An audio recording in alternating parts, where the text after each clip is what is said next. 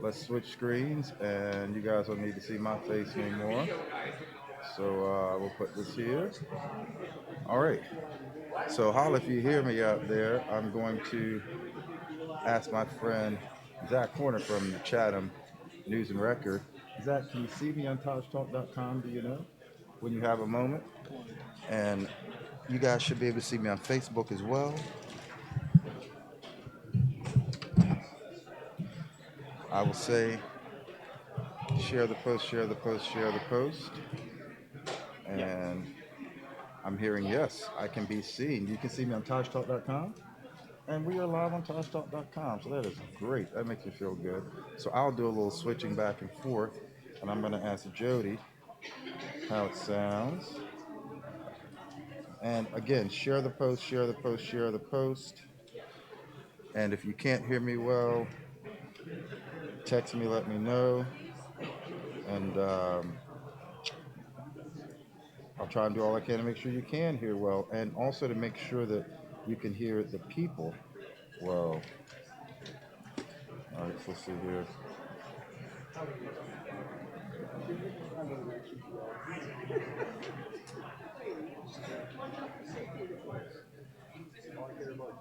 And so a few people who I asked to check and see how I'm sounding. I am certainly looking forward to you. So let me see if I can. Oh, there we go. Wow, I just sounded much better.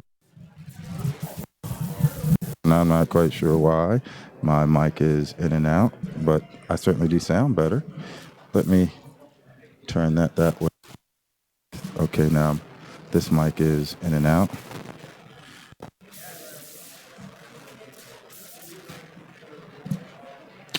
Ask my people here how it sounds. Feel free to let me know. It sounds mighty loud where I am, but maybe not.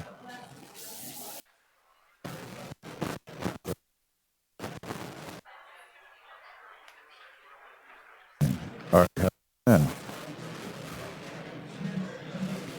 All right, guys. So you are my sound check people.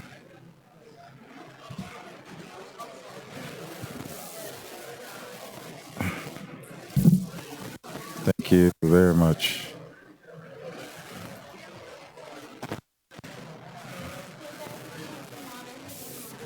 Guys having problems with the mic. I'm going to turn this mic off.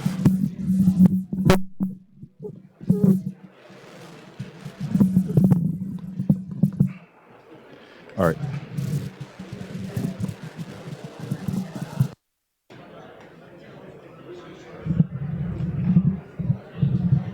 All right. I'm going back to this mic. I was having issues with the other mic, so that should sound much better. My apologies for any not sounding better. So I think I can switch over here and come back to this one.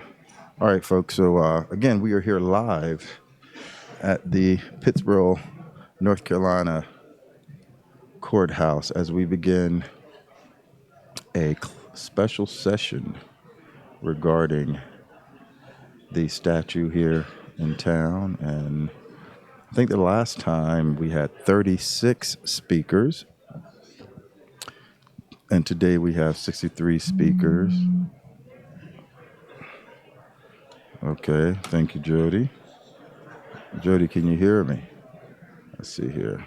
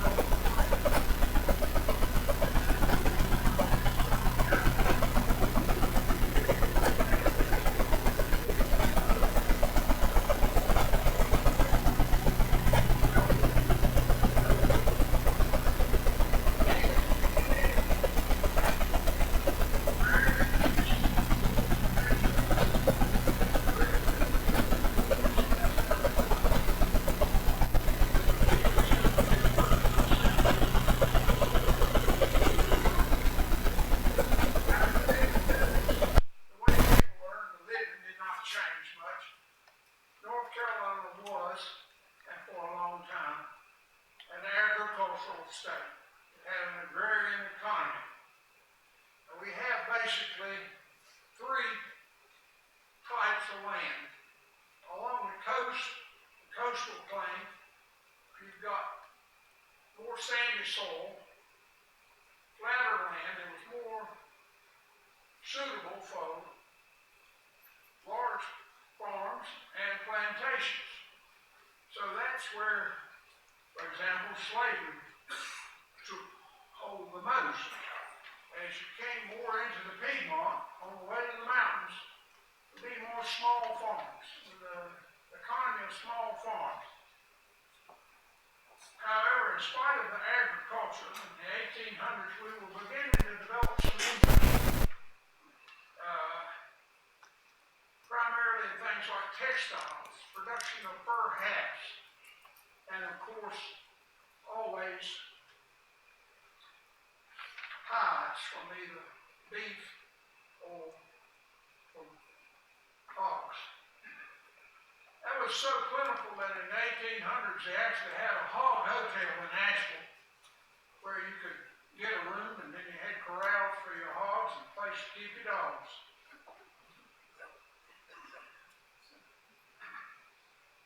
What was farming like in this county? Well, the main crop was corn because people had to have something to eat. They also had to feed their livestock. And corn could be ground into cornmeal. Also, by 1850, Chatham County was one of the leading producers of wheat in North Carolina. A word about the livestock, because that's important. Most of these people, if they wandered through the woods of Chatham, have probably seen stone walls. Well, I don't know if anyone told you why, but the reason for that was until I think it was 1876, the legislature let counties vote on whether or not they wanted to have open range or not. And I don't remember what year Chatham voted to have cattle and hogs enclosed, but for many years they just rambled loose. People finished in the crops. They let the livestock, except perhaps for a milk cow or a riding horse or something,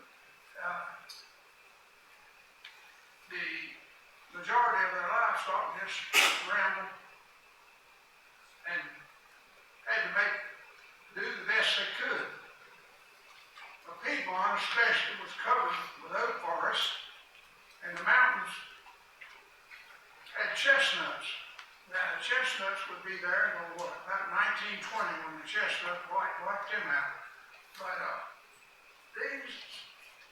that's how the livestock had to function. They might have received some corn, but that's the way that agriculture was. People didn't make much money. Even planters and the aristocracy, a small percentage in North Carolina, had so-called wealth, land. They didn't have much money. And this would really be felt in the time of the Civil War. People depended on credit. Rich people had their factories that would buy their clothes or whatever they wanted in England and be paid, and then they'd be broke again until the next year when they harvested their crop.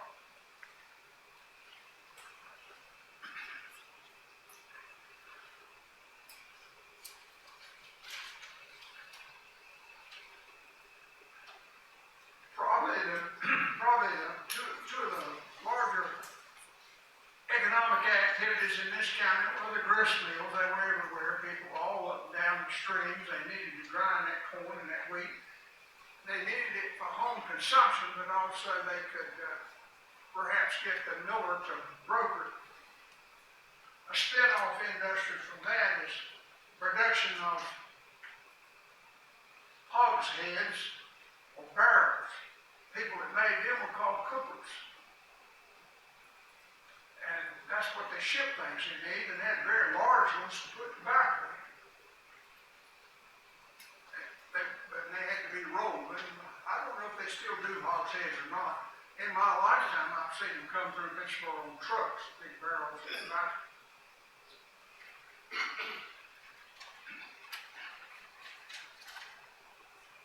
What about education?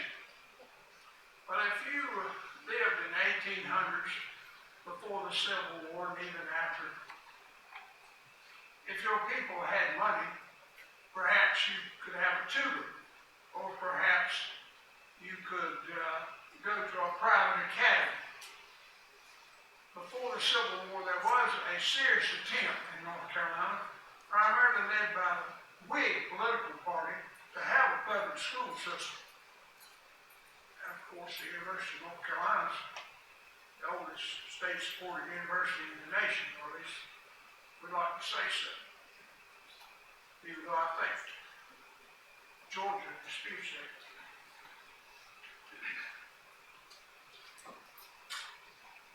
I wanted to mention something because I talked about slavery, but there were free black people too. They were not large in numbers, but they were here. The house beside the Baptist church in Pittsboro was built by a man named Lewis Freeman. He was a cobbler, and he was a free black man who had a business here. One of the most outstanding black people that would have been in early Chatham was a man named, I think first name John, either Chavis or Chavis. I've never known exactly how it should be pronounced.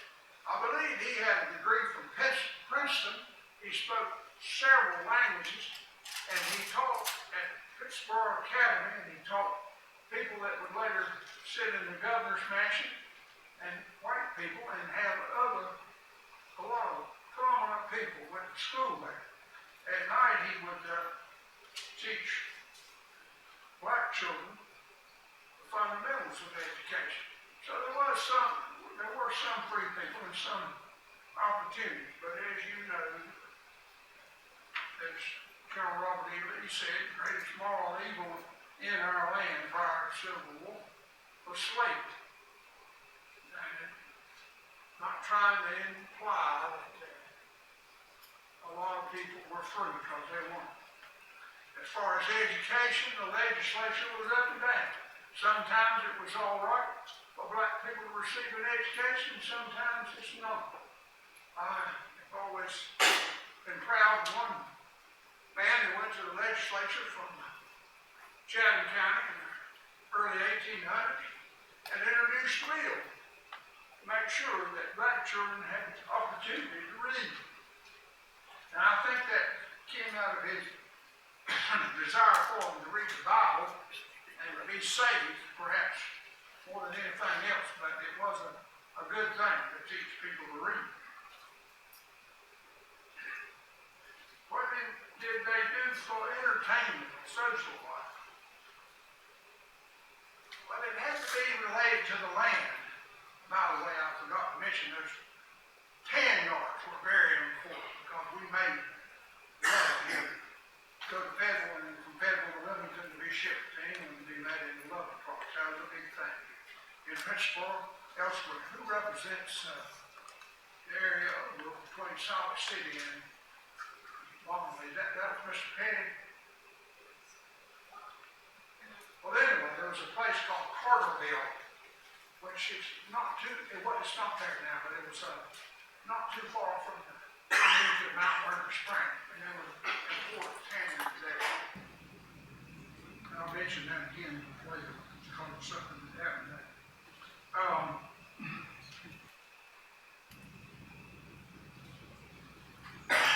Francis Asbury said that when he came to have a revival over on Rocky River, all the women and children came. He didn't think much of the men. They were all on horse racing. Hunting. They weren't at the revival. They didn't think much of that. Cockfights were held all over the county. It was primitive to us, but they hadn't seen an advertisement for one 1800s. It's still legal now. Horse races, hunting, fishing, just kids playing, not in organized sports, but just playing and enjoying themselves. Adults doing things. Of course, there were wheat rations, and corn shuckings, and things of that nature. They were work-related, but still a little fun and entertainment. I didn't mention churches. First, people that set up churches were the Quakers, especially in the western part of the county. And there were serious Quaker communities over there around their churches. In the 1800s, one congregation wanted to go to Indiana where they thought they would have a better opportunity and so forth. The whole church, I guess, left. They got out to Indiana, they said, well, what are we going to call our new community? And somebody said, well, let's call it after our old county seat. So there's a Pittsboro, Indiana. If you follow stock car racing, I believe that's where Jeff Gordon's from. Maybe.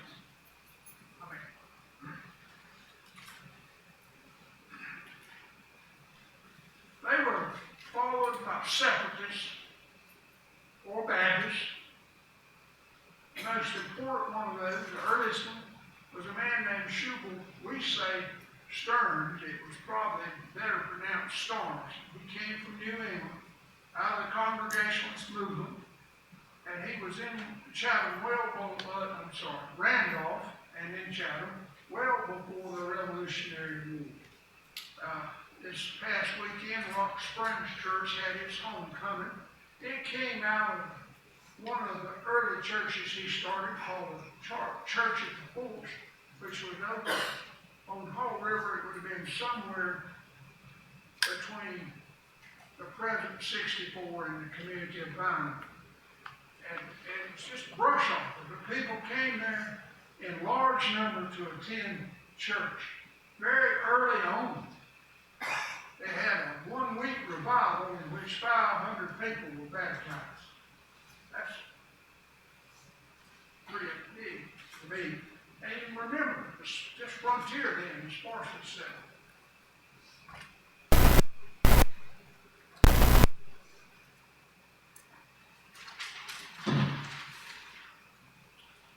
Now, I move on to the Civil War. I'm sure I've left a lot of things out. I spent a lot of time trying to put something together, but you know, it's hard to synthesize something and summarize it. That's one of the most difficult things you can do. We're talking about a lot of history, summarize, synthesize quickly. Remember, Chatham and most of the Piedmont, or all of the Piedmont, was only having small farms, not large plantations. Trouble between the states and over the issue of things like states' rights have been around for a long time, long before the hotheads in South Carolina started talking about secession. You know where they talked about Massachusetts and Rhode Island. They had a convention that they called the Hartford Convention way back in the era of Jefferson and Madison over the embargo. And they talked about states' rights, and they didn't have to obey a federal law if they didn't like it. They didn't think it was a constitution. Better than that. I don't mean to offend anybody from Massachusetts, but then again, I'm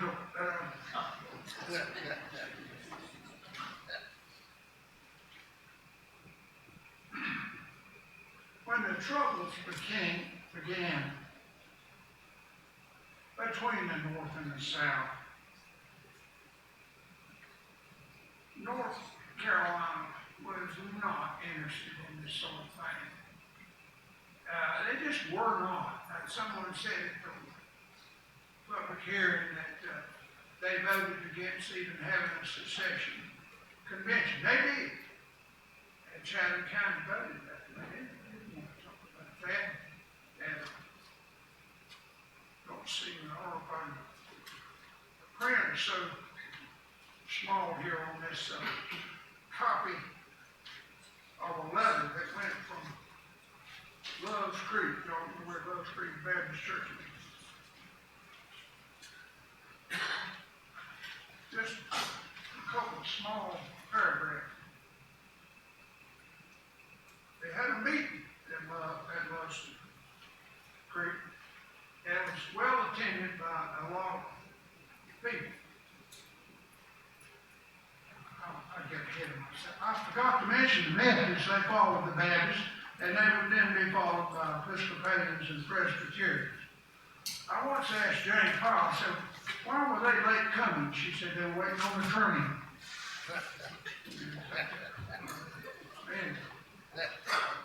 This is what these Baptists had to say, and they were from many different churches. That although we regret the hasty action of our sister state of South Carolina, we believe that the federal government has no constitutional power to use coercive measures to compel her to remain in the Union. I mean, it's sad. At the very end, the speaker said, before this went to the Raleigh Sentinel and the newspaper in Fayetteville, the speakers expressed an earnest desire that the Union should be preserved. I mean, and this is, South Carolina had already fired on something. People, a lot of people at a church meeting in Chatham were talking about preserving the Union.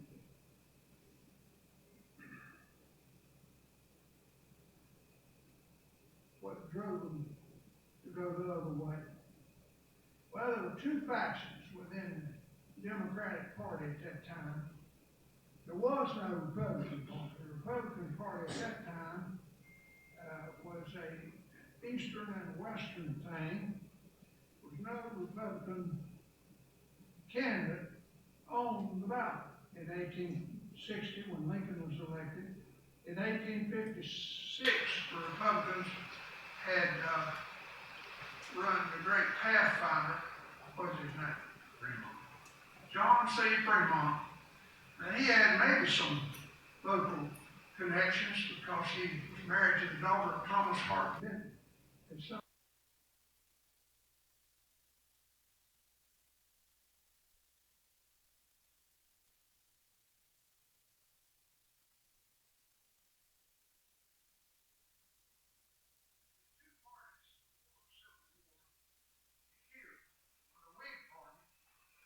elected a lot of people, and the Democratic Party. The Whig Party here had elected many important people, including the governor. I believe the only governor we have had from this county, though Dixon, after the Civil War, moved to Montana and elected governor there.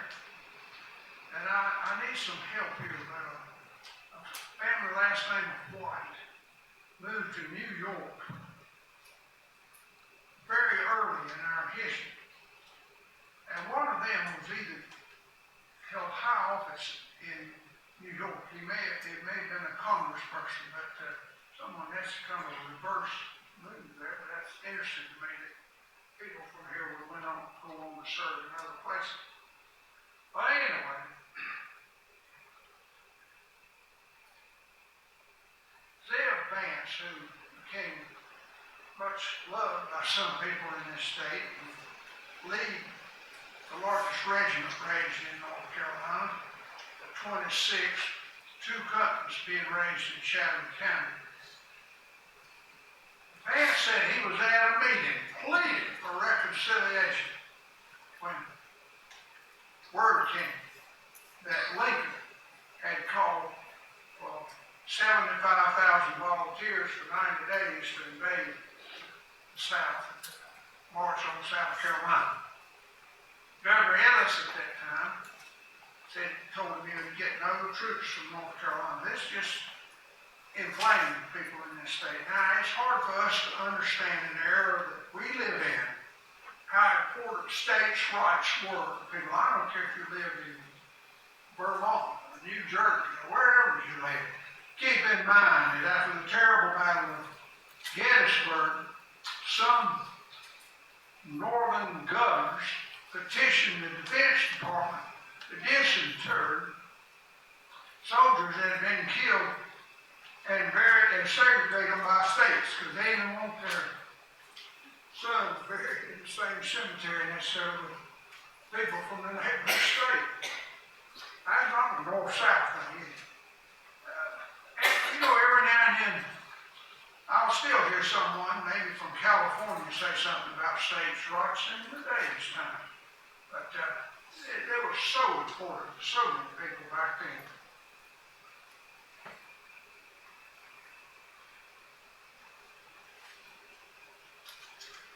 The lady that raised the money to build this statue that's much discussed, grandfather, was a political leader, a lawyer, farmer, and textile, had a small textile outfit that said that North Carolina had committed suicide.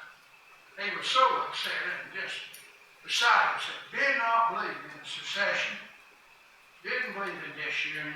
At the same time, he said, if it comes, I will stand by my state. See, that's what you heard. That's what you think.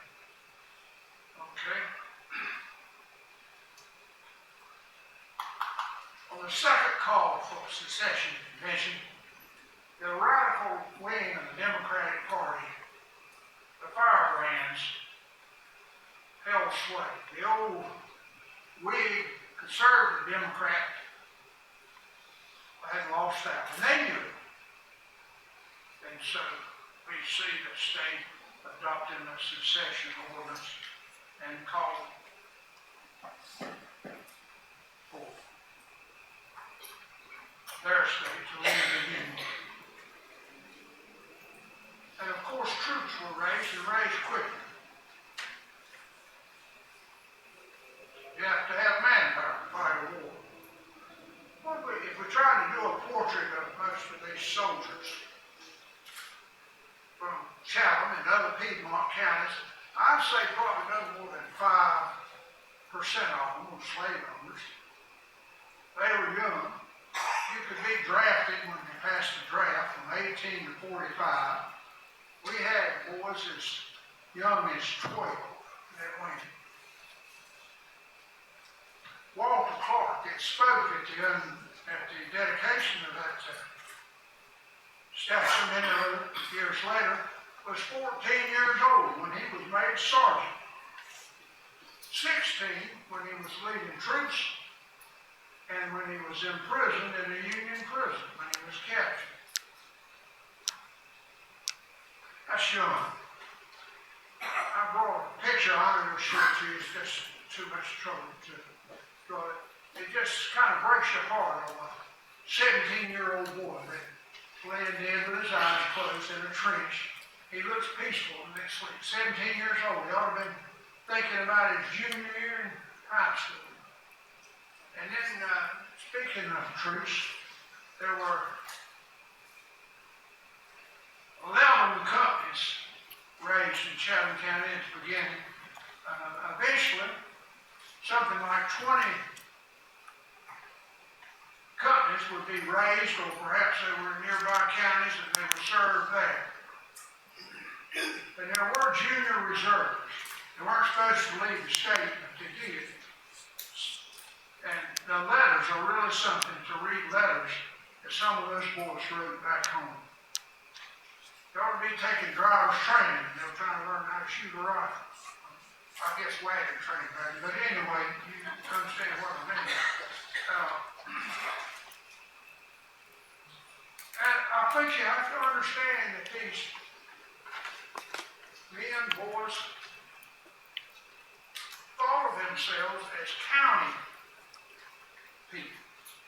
They were organized as counties. They first went in and companies. raised in the counties, many times armed in the counties, uniformed.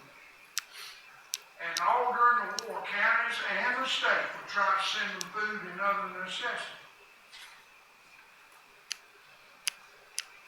His clothes might be homespun, or perhaps he had a uniform. And at the beginning of the war, this didn't apply to the North Carolinians very much, but it was hard to tell who was who. You had soldiers from New York in red balloon-type pants based on French uniforms, and then there was an outfit from Louisiana with the same type of uniform. Okay? You had men fighting for the Union in gray uniform. You had folks in blue coloration in the South. Here's this stuff somewhat confusing. As far as the horse soldiers, the cavalry, the Virginians tried to solve it by mounting each regiment on different colored horses. And that worked for a while. They had what's called the Black Horse Cavalry in Virginia. That's horse. Horses got short, they had to go away from that. And I might say, if you're interested in the cavalry, the Southern cavalry just outdid the Northern, at least at first, for a long time. One of the things that changed that from the maple woods of Vermont, they developed a horse called the morphine. And he would very soon become one of the main horses for the Union Army.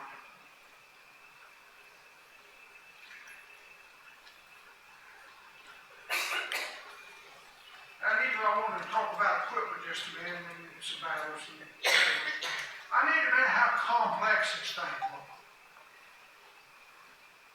After one battle, the officer that was pursuing Jeb Stuart and his cavalry was his father-in-law in the Union Army. George Thomas, the Rock of Chickamauga, that saved that battle for the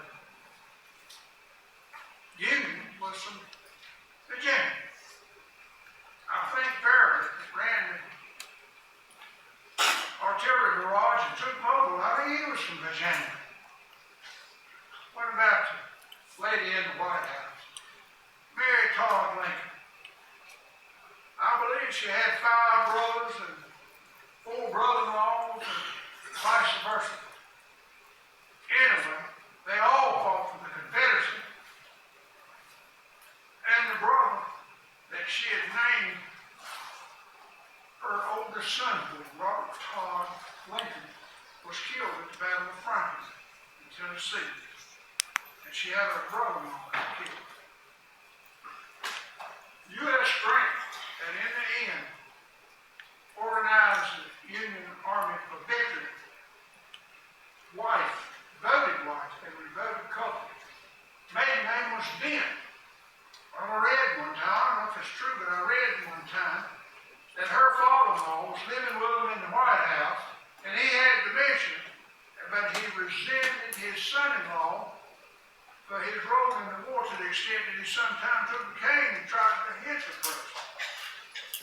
Now, that's tragic, really. So. But anyway, it was such a complex and complex loyalties.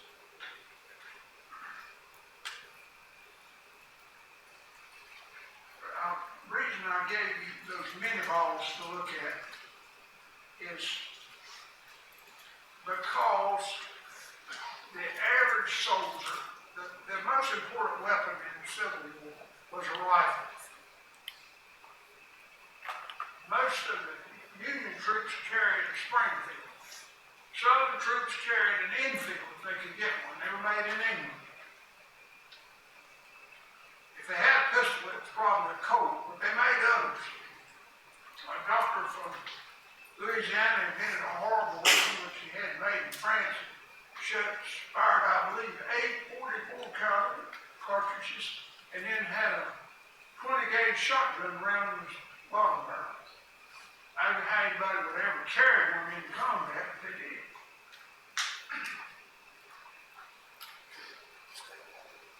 northern troops like to use bayonets. The southern boys didn't care much for them. They preferred if they were on horseback to use a shotgun. But those bullets, those mini balls, you see they're made out of lead.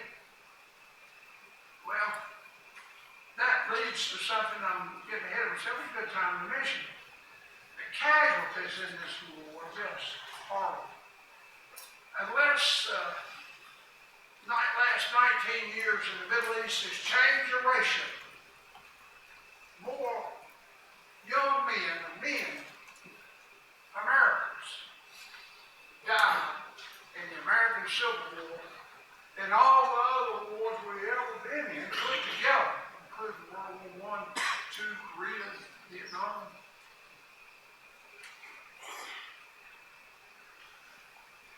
I have notes, but in the interest of time, I'd like to mention a few.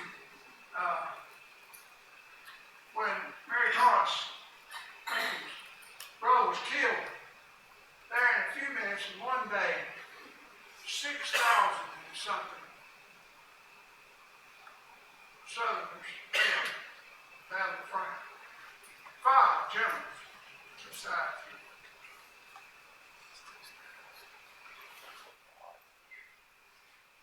Sitting beside Bob Watts a few minutes ago. He had a great-grandfather, I believe, and TaJ, Sharpsburg. Bloodiest day of the war. One day, I believe it was 23,000 casualties in one day.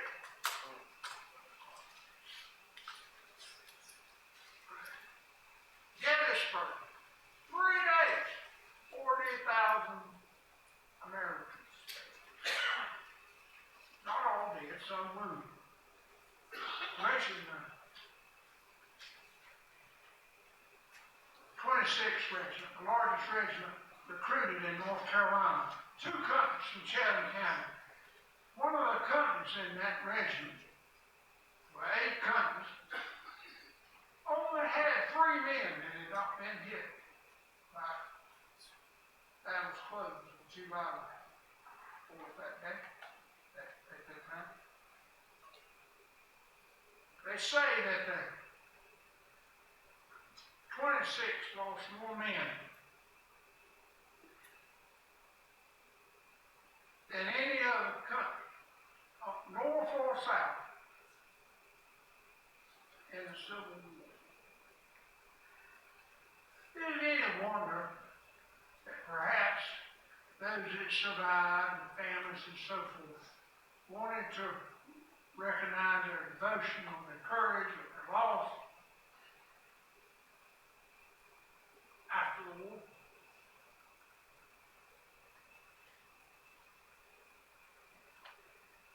Their colonel had received that rank because the man he was fighting under had been killed. His name was Henry Burgoyne.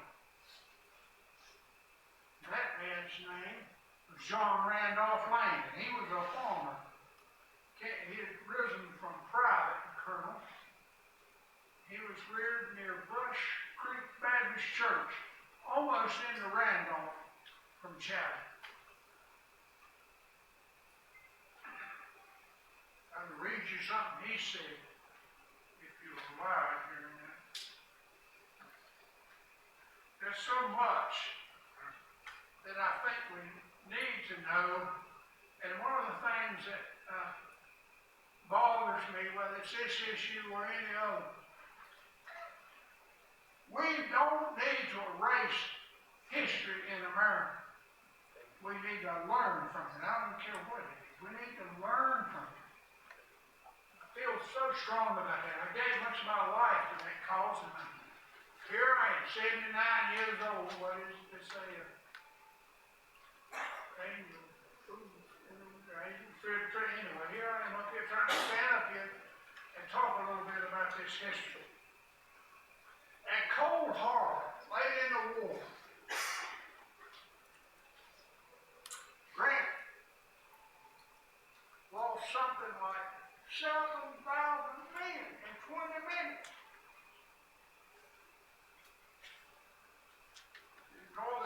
newspapers, they later came to love him, but at that time they were calling him the butcher. A lot of those young men pinned their name on the back of their coats so that perhaps their families could be notified if they didn't make it. There was one place there after the war, after Cold-Harbor Battle, where they just piled the dead up. They frequently did that. And sometimes after battles, they couldn't bury it. Armies moved on. And it wasn't just that. Robert E. Lee wanted to, no doubt, come to his youngest daughter's funeral. She had died near Warrenton, North Carolina. She had a lot of health problems, and her mother brought her there for the health spring, and she died. He couldn't go, and neither could any of his sons. They were in war. It was bad.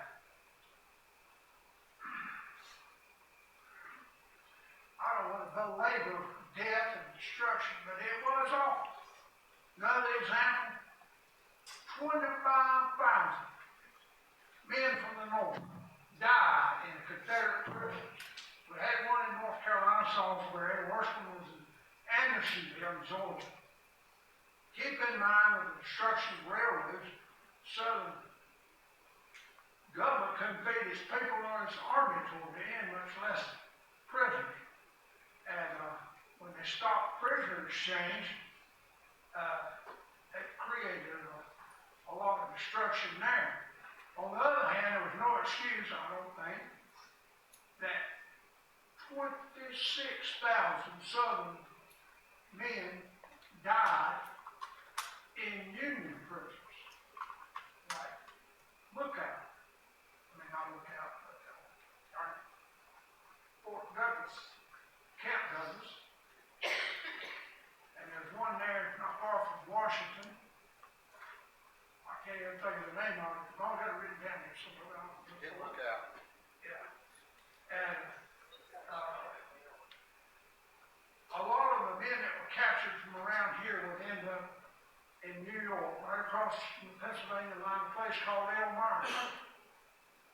26,000 dead. Many times they cold and lack of medicine, food, earlier wounds, they just didn't make it.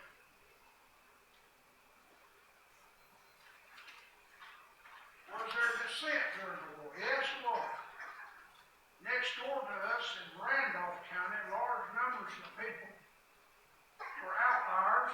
In other words, they didn't want to fight, so they just hid out in the woods underground. There were also people from that area that raided their pro-Confederate neighbors, and sometimes the Confederate neighbors would raid them back. Eventually, troops would have to be sent to try to calm things down. It was literally a civil war under a war.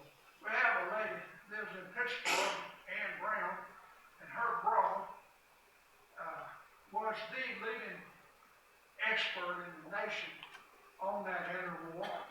And right before he died, Dr. Bill Lawman published a book about the Quaker Belt and the unfortunate war in war that occurred up in that area. So much I'd like to tell you about that. They did raid occasionally into Chatham, especially to try to find horses. Apparently they thought there was some really fine horses over around Ore Hill and Mount Vernon Springs. They were going over there taking horses and so forth. Led to a lot of business even after the war.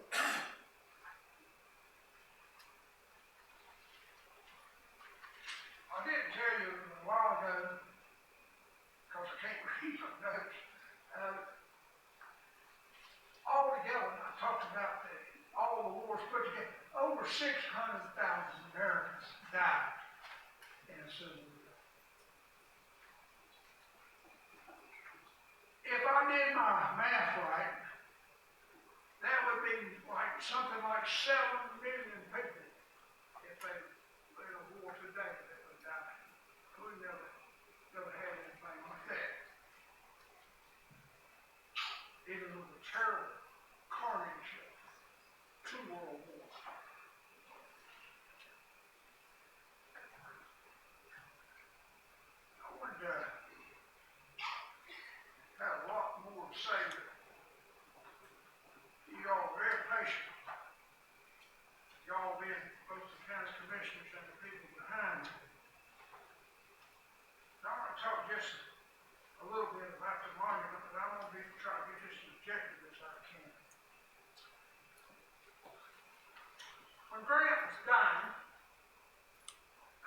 terms as president.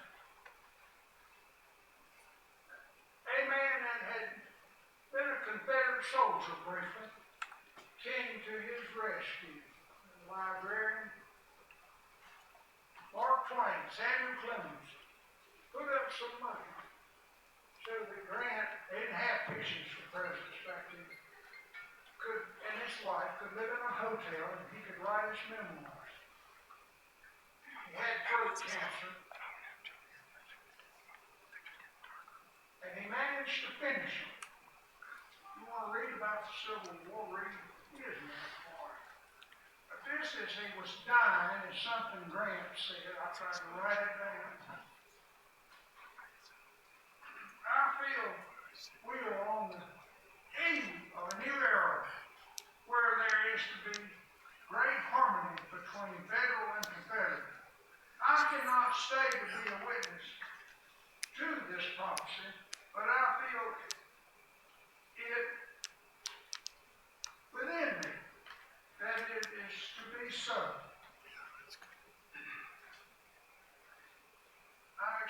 I say this because of the kind feelings expressed to me each day, even though it might prove my last. But it seems to me the beginning of the answer to let us have peace. Day or so after he wrote that, he died.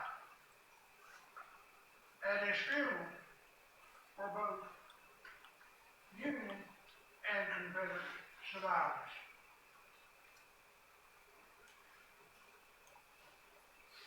At Sherman's funeral in New York, some years later, one of his old opponents, Joseph Johnson, that would surrender to him over here at the Bennett House, what is today the outskirts of Durham, came to be a pallbearer. Caught cold and pneumonia and died himself not so long after that. So many of these men who fought each other so difficult, with so difficult, fought each other hard, but they had good feelings for each other. I can't find where Lincoln ever said anything really rude or ugly about any individual. He might have used to walk the floors of the White House with those terrible headaches he had, and he would say, "Oh, where is Bobby Lee and those ragamuffins?" That was when Lee was still in command of both armies. You know, an old private in the Union Army said when Lincoln and Grant took over, he said, "Now General Lee won't be commanding both armies." Well, that's humorous to me. But anyway,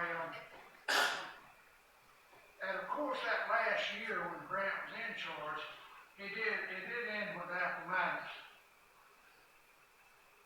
But it was, again, carnage. Grant lost more men. Lee had in his army. And that's something. Talking about reconciliation, I mentioned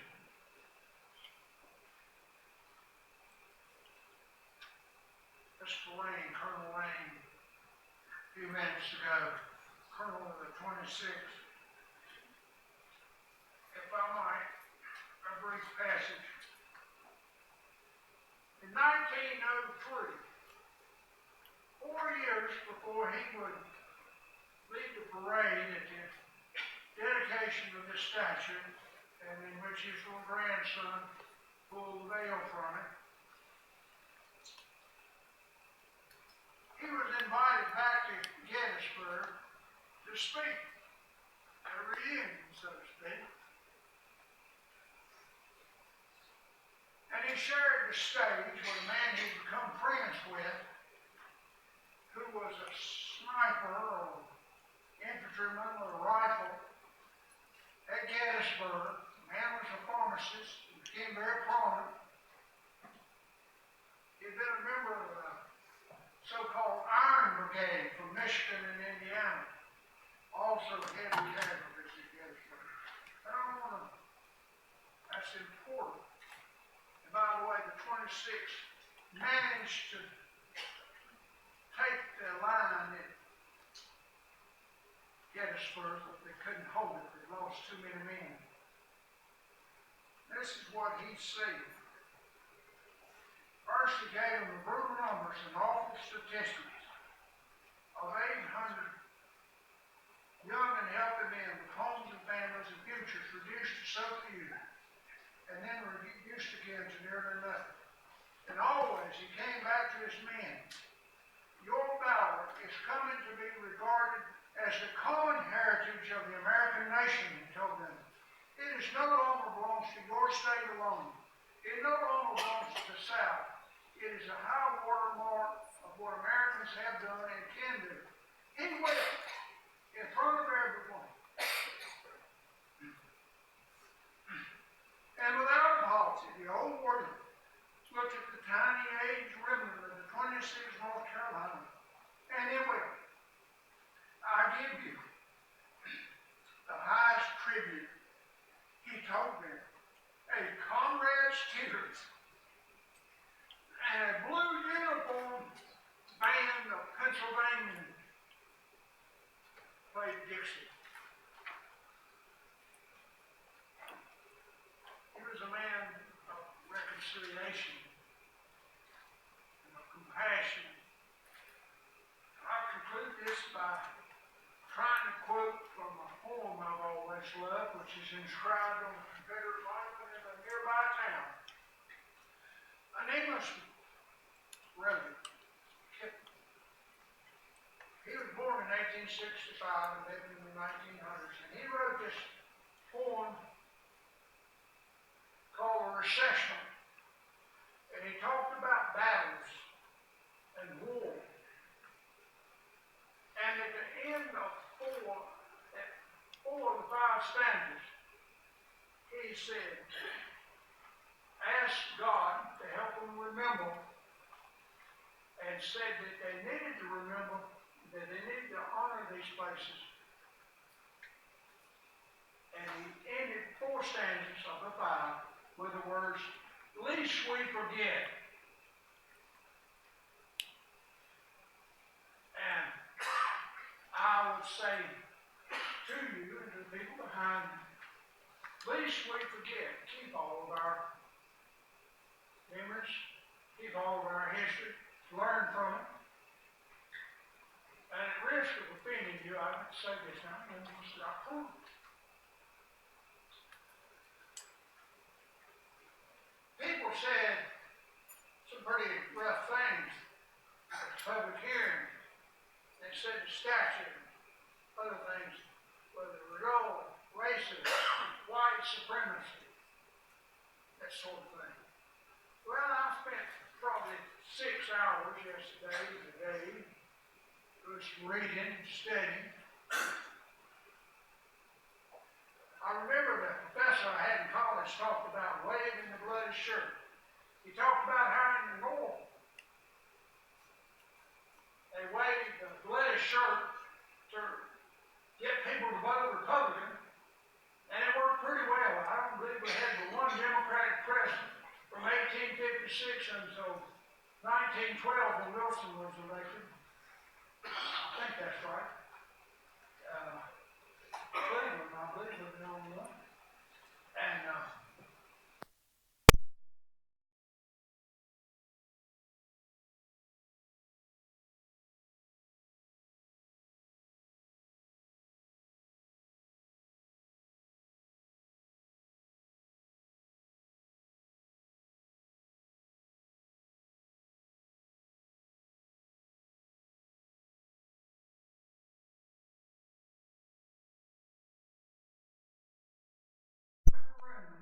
that were disenfranchised black voters.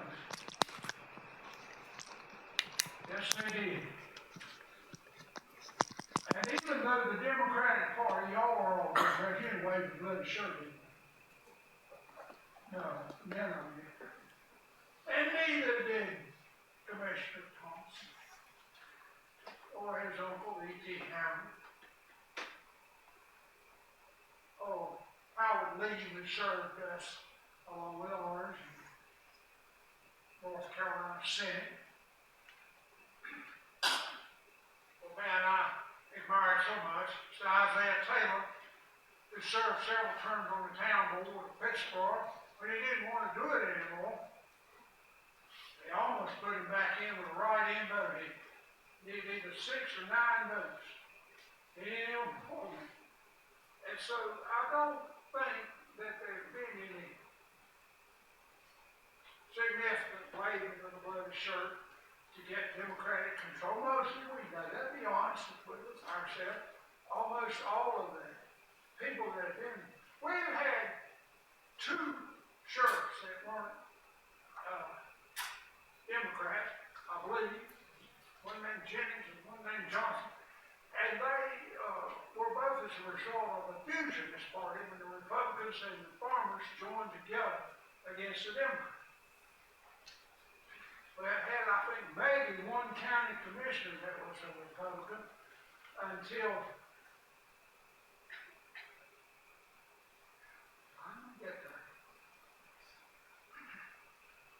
John Grimes was elected to the county commission. He's the first one since maybe the fusionists there. The Democratic Party, I assume, has dominated politics in this county, not because of the waving the bloody shirt or because of saying something about the statue or remembering the war, but because it suited the people. Well, else wouldn't vote for them. They have had other choices. I didn't forget that second time I was ever able to vote, I hitchhiked from Greenville to Albemarle to vote in 1960. 1964, got to vote again, and Jim Gardner, a Republican from Rocky Mount, replaced, the devil was his name, is from Nash County. Harold Cooley, in Congress. But by and large, in elections, not because of racism or anything like that, people in Chatham County have chosen Democrat. I think we've got a growing and stronger two-party system, quite frankly. I'm glad all that you need 2 parties. And I understood it, but I was sorry when Mr. Fitt resigned because I thought he had done a good job and was a good man and represented people as best he could. Anyway, having staggered all over the world like Braxton Bragg or some of these other not so great gentlemen, I'm going to conclude this, but I hope that you will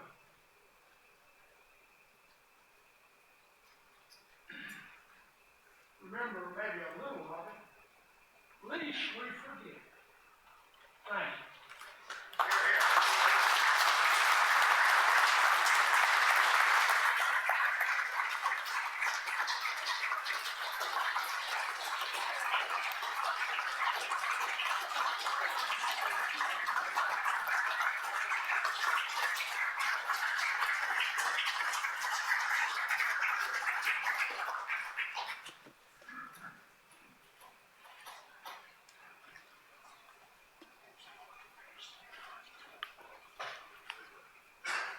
Next item, Ms. Pam Webster.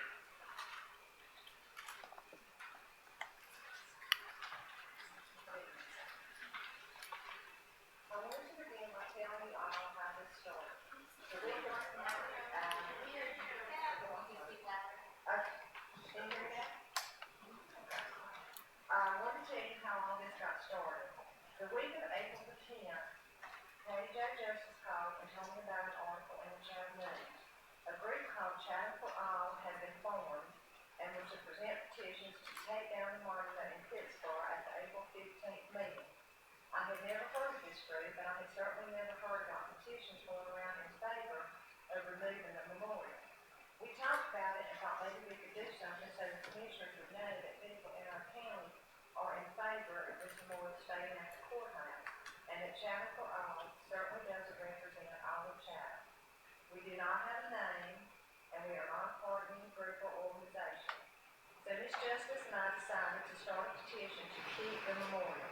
We put one together, started talking to family and friends, received lots of encouragement. We started on Friday, April 12th.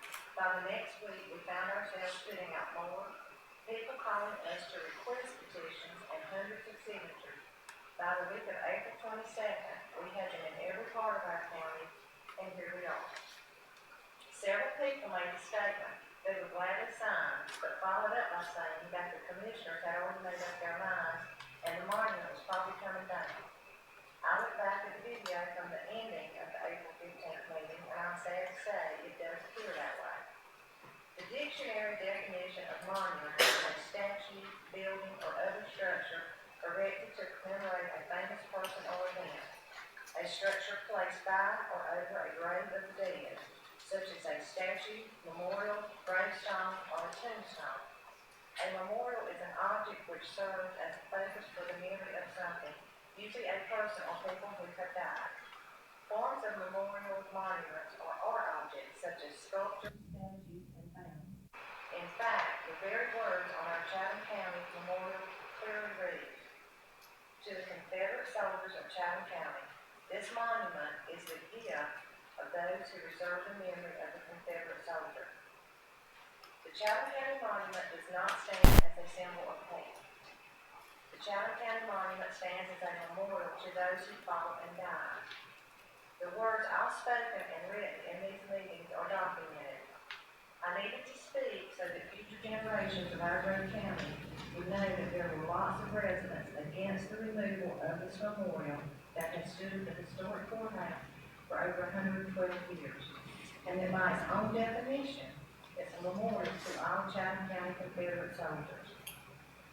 And if this memorial is removed, it was by far not a decision that represented our entire county. The petitions we present to the Chatham County Commissioners tonight have 3,012 signatures to keep the memorial in memory of Chatham's Confederate soldiers.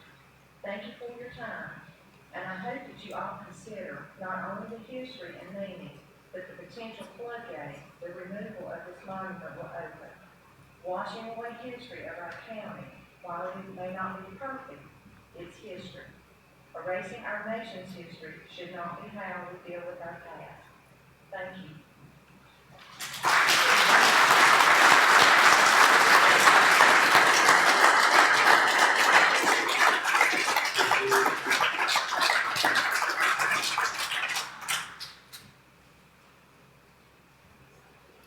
My name is Brandon Webster. I was here the last week. Talked about this more. I made a mistake then and I said none of my family had ancestors that owned slaves. I was wrong about that. But none of them that fought in that slave.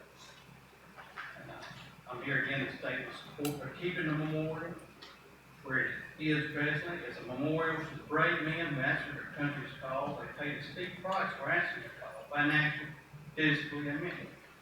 This memorial was erected in their honor. We could argue about the cause of war, but the historical records show the causes.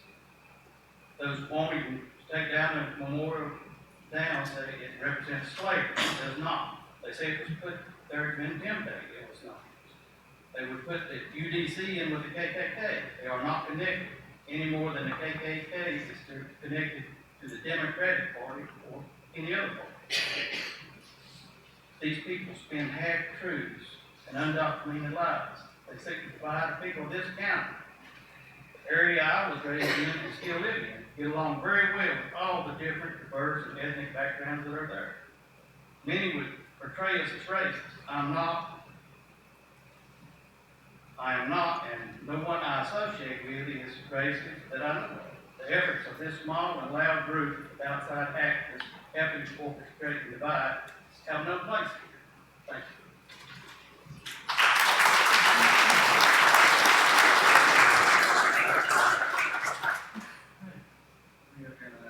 Public input. We have 53 people signed up to speak.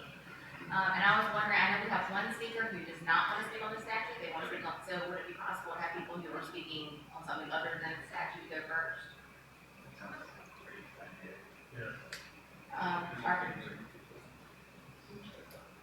Yes, and also if you do have your written comments, Emily is gonna be down front, if you wouldn't mind giving her a copy of your comments. Tell you what, can we take a 5-minute break? Yeah. Or, you said there's one person, why don't we hear from the From, one person? okay, Shannon Clark. I didn't jump in some years, it's not a statute. But, I kind of waited time when we come to the last commission meeting because the debate was going on, but I wanted to take this time to stop and thank you guys, commissioners, for the Spring Ag Fest. It was indeed a wonderful experience with Chatham County Farm Bureau and the Chatham County Agriculture Department to co-host the Spring Agricultural Fest that we had. A great deal of people from Chatham and surrounding counties were able to experience just what agriculture means in Chatham County. I was amazed at the numbers, 3,000-4,000, somewhere in that neighborhood, and in particular, the number of children and the youth that were involved in the presentation of the program. The blending of Farm Bureau and Chatham County agriculture and the county government in sharing the vision of this important part of agriculture that plays in the economic and recreational aspects of our beautiful county. The Agriculture Convention Center is an integral part of this vision and certainly a part that played a huge role in the success of the Spring Ag Fest. It didn't hurt that we had beautiful weather this year. We're praying for that for next year too. The finishing touches was the security fence, the water that allowed the exhibitors to water the animals, and of course it made our arena a little more bearable. We didn't have so much dust in it. And the lighting package, it all really enhanced it. And I wanted to thank you guys for making that happen. Then on to bigger and better things. We thank you for making all those improvements happen. Couple of things, renting bleachers was a waste of money. Okay, next year maybe we'll buy them. They can be bought at a pretty reasonable price and can be used for all kinds of events. But the economic impact of this arena would be more than doubled by covering the arena. And this would make it surely keep that arena rented. I would estimate at a minimum that 70% of the weekends around the year could be used for all kinds of things, but it would also bring people to the county. They need food, they need fuel, they need a place to stay overnight. If that thing is covered, we can have some weekend events there. In fact, the possibilities are limitless with the kinds of shows that would involve open circuits and also FFA and 4-H in the county. They can be used for farm equipment expos, for sales presentations, photo shoots. It just goes on and on. And I've even heard some talk lately of private money maybe being offered to build some stables there, which would really make it a busy place and would impact us. So the potential here for our ag center, convention center, let's take a good hard look at maybe using this as a way to fund some of the other things that the county needs to happen. It can happen. It's a big deal if you just compare the amount of money that it takes to rent the Raleigh facility or the Lumberton or some of those. It's a real opportunity. Thanks for your time. Thanks. Carry on.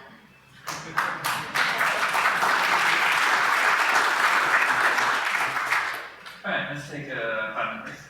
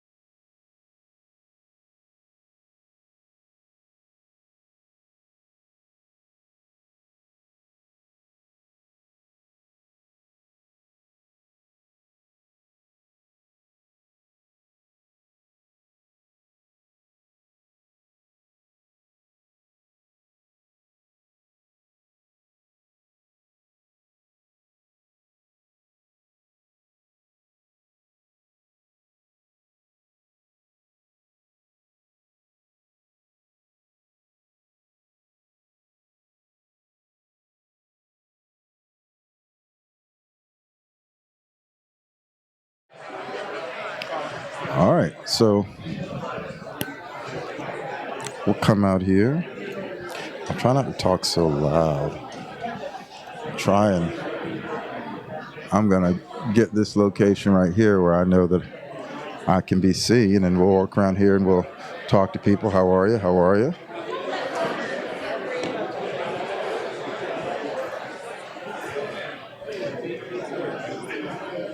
And so I'm live. How are you? I'm live, and that camera right there is looking at us. So tell me what you think about so far about what you're hearing. Not much. Not much. It's a wonderful world, and well, I'm Wayne Howland. I'm for peace and change. But I admire the history that goes beyond hatred and echoes some of the family history that exists here in Chatham County. But I'm somewhat confused as to what I call hatred. I feel it running in the world today more than ever. And I think the real problem is hatred and fear. The two seem to go hand in hand, don't they? Yes, they do. They have the ability to become inflammably emotional motivators. I think we need to stop attacking statues and start attacking hatred itself and fear itself. There lies the division among mankind. Fear and hatred. Those are my feelings. Those might have been some of the best words I've heard all night. I appreciate you here. You're most welcome. All right. And how about you, my friend? Can I get you to say a few words about what you're hearing this evening? About what? About what you're hearing this evening? What I'm hearing? It's good. And your side of, or your opinion of, take the statue down, leave it up, how does that go? I thought we were talking about what was happening at the meeting tonight. Oh, yeah, exactly. Yeah. Well, the county looks like it's doing well. Okay, all right. Right. You want to follow the agenda, or you just want to go to the meat? Oh, we're talking about the meeting, sure. No, about the agenda, or you just want to go to the meat of it, where we're here for the statue? Well, yeah. Sounds like to me. Yeah, sure. Yeah. Well, obviously it's not monetary. It's not going to affect us monetary because we're doing pretty good as a county. Don't you agree? Sure. Yeah. So it's not monetary. Monetary's got nothing to do with it. Okay. So what do you think it is then? It's people that don't understand. Do you understand? I think we all have our point of view, but that's why I'm out here, because I like to get both sides of what people think. Good. That's good. Are you from Chatham County? No, I'm not. But I'm a Southerner. So is it? Doesn't mean anything. You can be Southern, Northern. It doesn't matter. I was going to ask, is it more about being a Southerner, you think? It's not. It's not. So what is it mostly about then, you think? What do you think? I don't. It's not. I don't have a dog in the fight. You know, why are you here?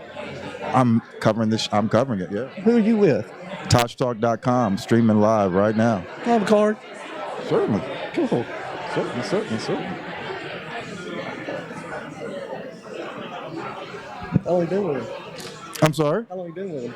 How long have I been with them? Yeah. Since I started the company. Oh, you own the company? Yes, sir. Congratulations. Thank you. How long is that? 3 years. Oh, that's great. Congratulations. Well, thanks. So yeah, we're here getting point of views, and so that we can Right here in Pittsboro, Chatham County. Awesome. Yeah, my family's been here since the 1800s. Oh, that's so cool. Oh yeah, for sure. Awesome, man. So I didn't grow up here though. Oh, you didn't? Where are you from then? I grew up in the Baltimore, D.C. area, but my family's been here for over 100 years, so I'm well versed in the history here. Good. That's good. And your name again, sir? My name is Chip Leroy. All right, Chip. My name's Aaron Hall. Nice to meet you. Feel free to be in touch with me, but love to have you. I do a radio show. We do a show here, and we'd love to have you on. I'd have this come on. All right. I appreciate it. I do the radio show on Tuesdays, WCHL 97.9, and then we'll be starting a broadcast out of Pittsboro, 2 hours. It'll be live video, and we will continue to discuss what's happening in Pittsboro. But we cover the scholastics here. We cover local music, art, all of that. So yeah. That's great. Where's the station at? The station's in Chapel Hill. The radio station. Chapel Hill? Yeah, radio station there. But we'll be broadcasting from here in Chatham County, probably at the Sweet Bee Theater or the Roadhouse or at a studio here. So yeah, we'll probably do Monday days. Monday days. But yeah, we'll put the information out there and go to TaJtalk.com and check it out. Oh yeah, TaJtalk.com. We're streaming this live right now. Thank you, buddy. All right, folks. So there we go. We're back.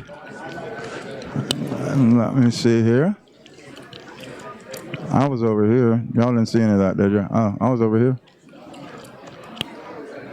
So that's where I was. All right, guys. So we're coming back.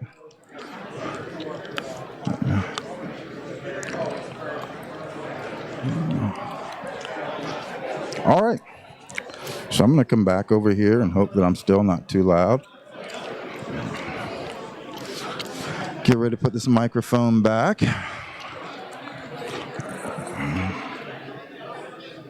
All right, so here we go. Headphones on. I got the WRL people next to me with the big cameras, with the good stuff. All right, here we go, folks.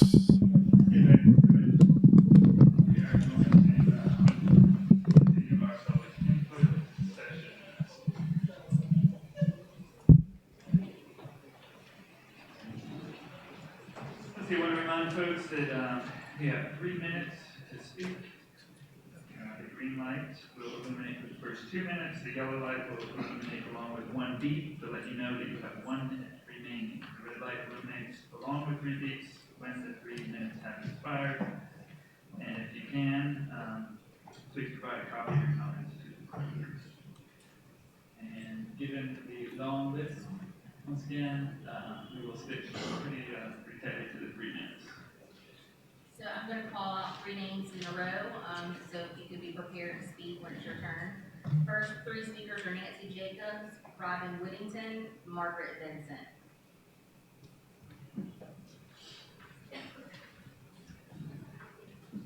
Hi, I'm Nancy Jacobs.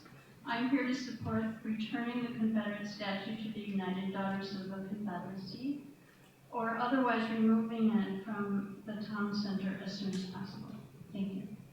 Boo. Boo. Yeah, I'm going to remind folks that we're not going to do that tonight.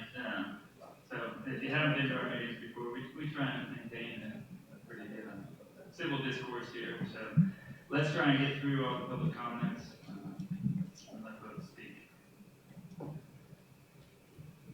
Go ahead, sir. I'm Robin Whittington, and I'm for the monument to stay. In 1958, Congress gave Confederate veterans the same legal status as U.S. vets. As U.S. Public Law 85-425, Section 410, meaning all Confederate graves were considered those of U.S. war dead. The Confederate memorial is no different than any other war memorial. These memorials represent our dead that never came home, who were buried in unmarked graves or in mass graves. The Confederates represent all races, all religions. We are Southern and we're all related. I ask you, commissioners, are you going to break the law? I also ask you if you vote for the removal or the replacement. Who's going to pay for this? I've been doing my own homework. I have discovered that, and this is low law, $180,000. Is that going to come out of the ones who do not want this memorial removed? Is that going to come out of our pockets? And I think we deserve that answer.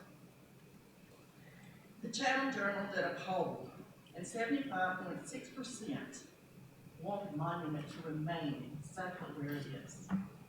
24.4% want it gone.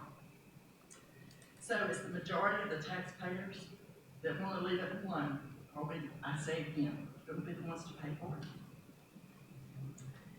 I believe that between the petition and the poll, that Chatham for All does not speak for the majority of Chatham County.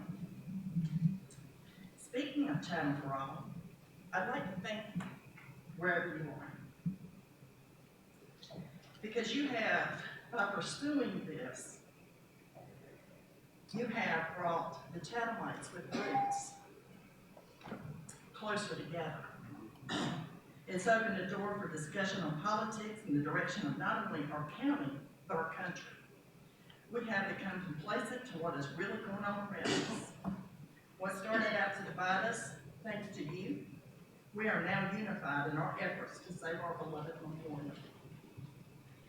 And those around us in many other counties and southern states, we have noticed that the rallies to protest the war memorials have a lot of people, this including Chatham for All. They're the same people.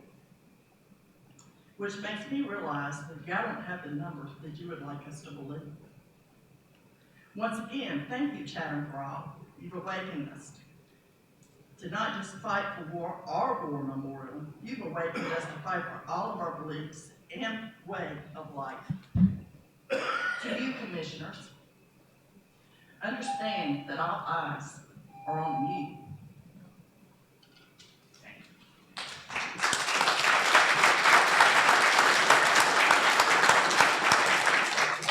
Margaret Vincent, Kevin Stone, David Delaney.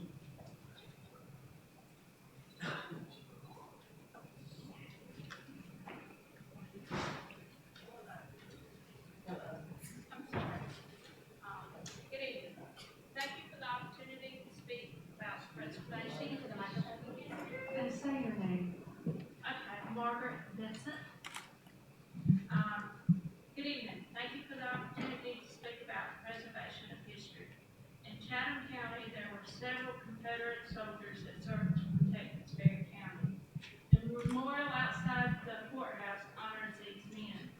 Men like John Braxton, James Beaver, Elijah Burns, Elbert Carpenter, James Carpenter, George Farrington Ellington, Martin Fox, Willis G., John W. Hagan, Morris Milton Harris, Samuel Hart, William Hart, James Henderson, Joseph Hill, Eli Johnson, G.W. Lindley, James Taylor Linehan, Clarence Poe, John Rickard, Samuel Styler, Henry Stinson, John Stone, Joseph White, and William H.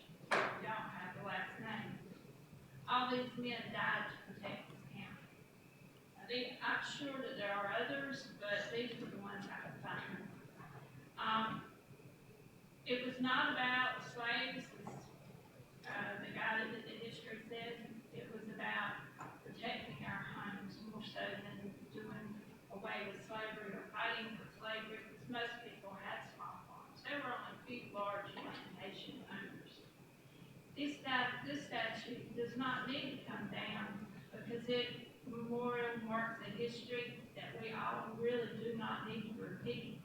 It also honors those that are willing to die for the county and our state, as all veterans who serve to protect us.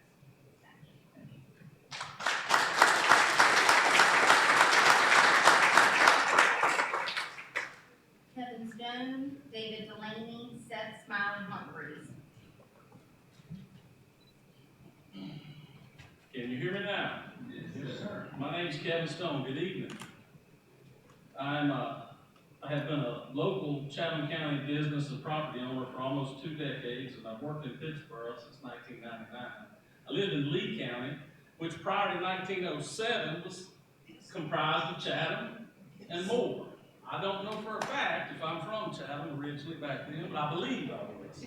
I just thought about it while I was in here. And I texted a friend of mine who knows about it, and he says he has about a 95% chance of saying that this was where I lived, was Chatham back then.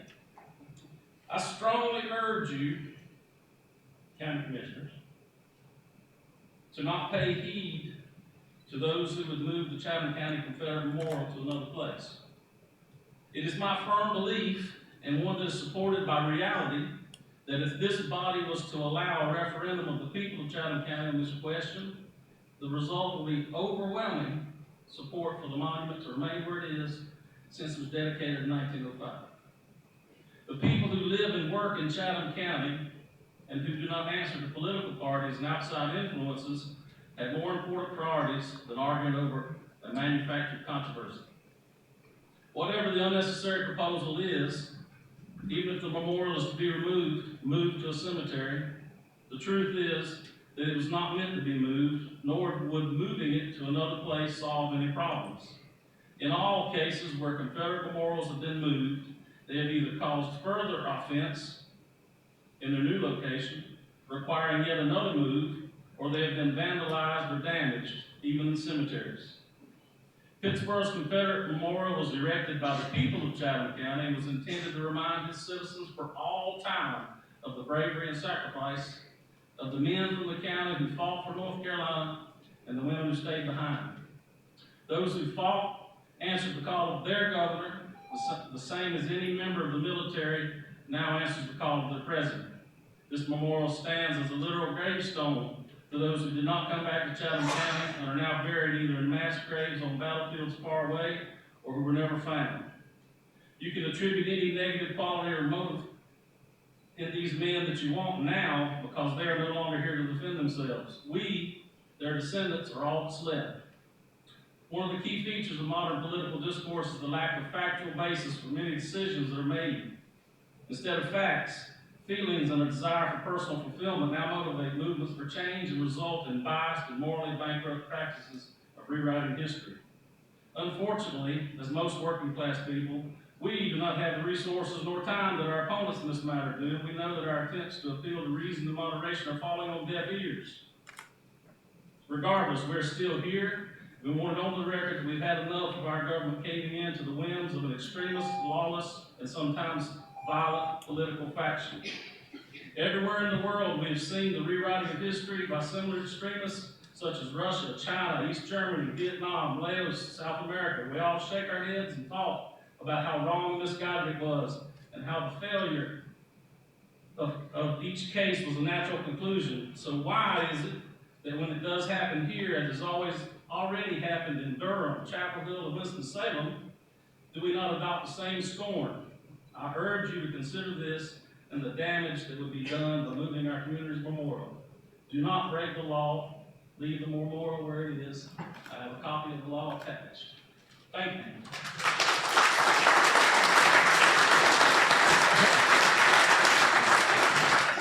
David Delaney, Seth Smiley Humphreys, Michael Hobbs.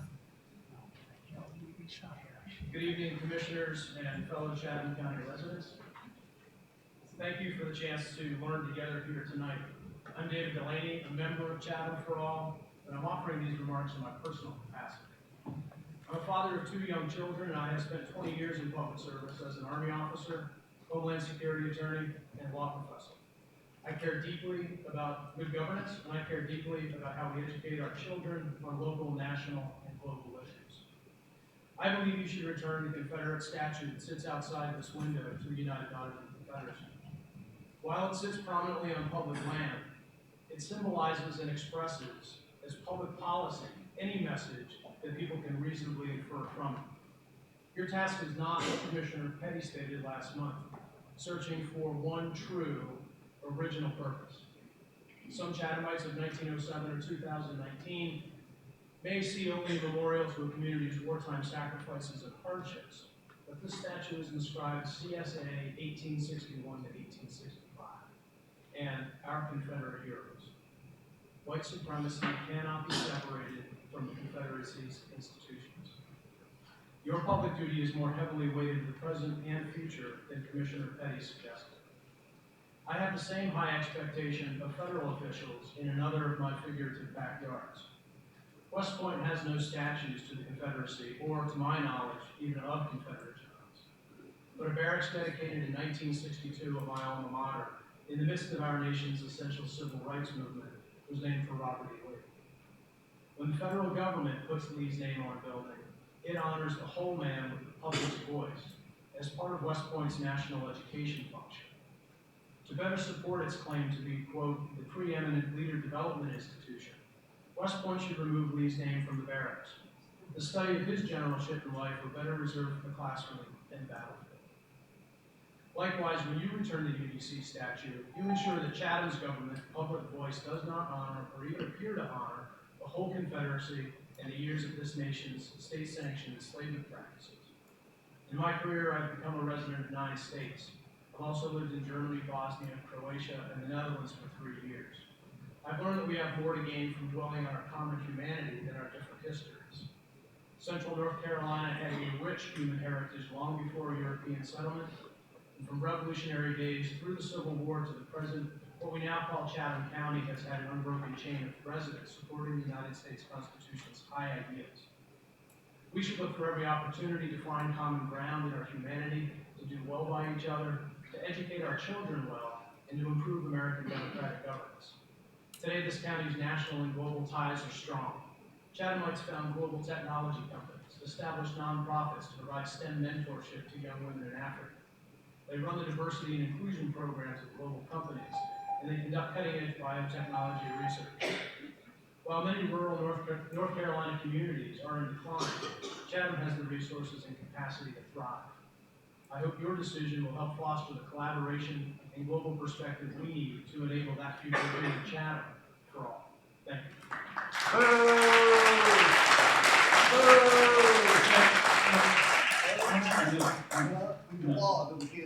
That's fine. Yep. Okay. Thank you. Seth Smiley Humphreys, Michael Hobbs, Reverend Dr. Albert Reddick.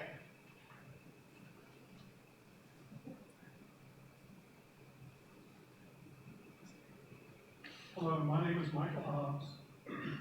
Thank you for allowing me this opportunity to talk about this. Emotions are strong on this question.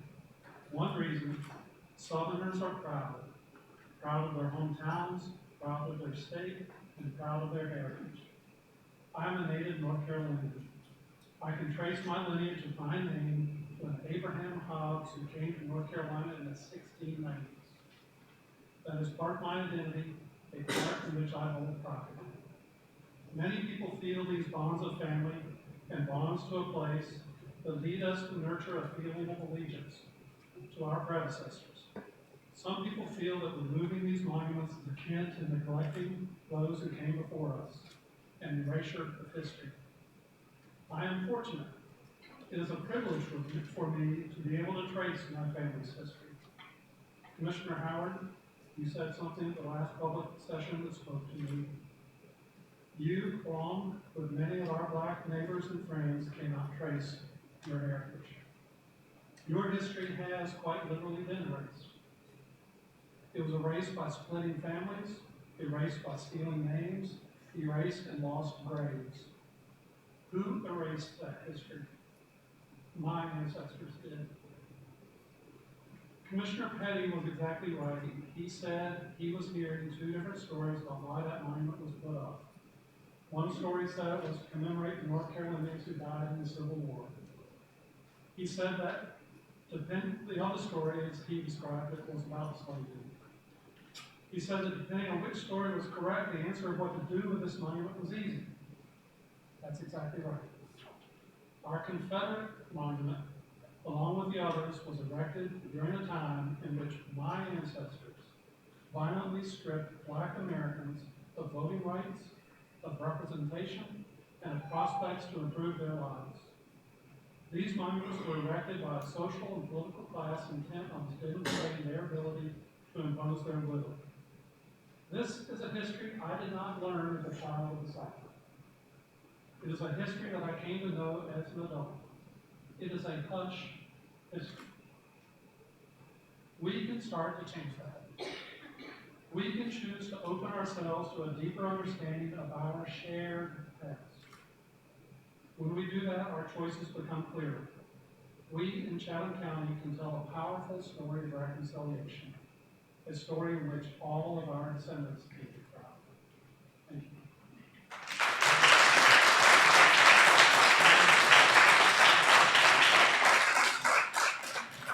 Reverend Dr. Albert Reddick, Illyrio Estevez, Bruce Davis.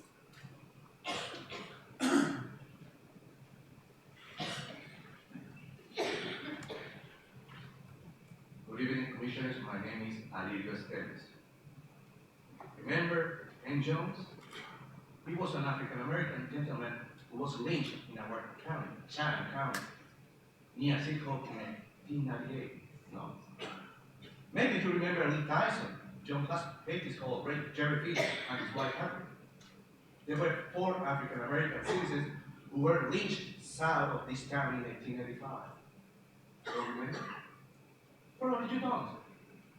Because there are no memorials, no monuments to honor them, to remind us of the atrocities committed by people who felt superior to any other race, by people who believed the South should have prevailed in the Civil War, by people who strongly supported the ideas of the Confederacy. The statue in front of the court in our county is a deep and open wound, created to honor a hateful era, the era of slavery and Jim Crow, an era which no North Carolinian should be proud of, an era in which several white people consider themselves a superior race, chosen to rule the world, an era in which everybody else should obey their commands, their wishes, their desires. This statue was erected with the main purpose to remind African Americans of their place in the society according to white supremacist rules. This statue was built during the nadir of race relations, when white men had disenfranchised African Americans, had created laws to humiliate them and to deny them their humanity. This statue was and is a symbol to show white supremacist power. Hopefully, soon we will be able to remove this statue and give it back to the owners. Why is this issue important today? Because today this statue is in front of the old court. The court is a symbolic place where everybody should feel welcome and respected. A place where no discrimination of any kind should be permitted. A place where justice should be served. But today this statue transmits intimidation to any member of any minority group. It is a symbol telling us that white men are the only ones who can impart and receive justice. That white men are the only ones who have the right to be here. That is wrong. I love Chatham. I love this county. And I love to see this statue return to the UDC. Because I love to see my children, our grandchildren feel welcome here. I want them to learn to know that they feel accepted in this county, each every one of them. I want them to feel that Chatham loves them. Thank you.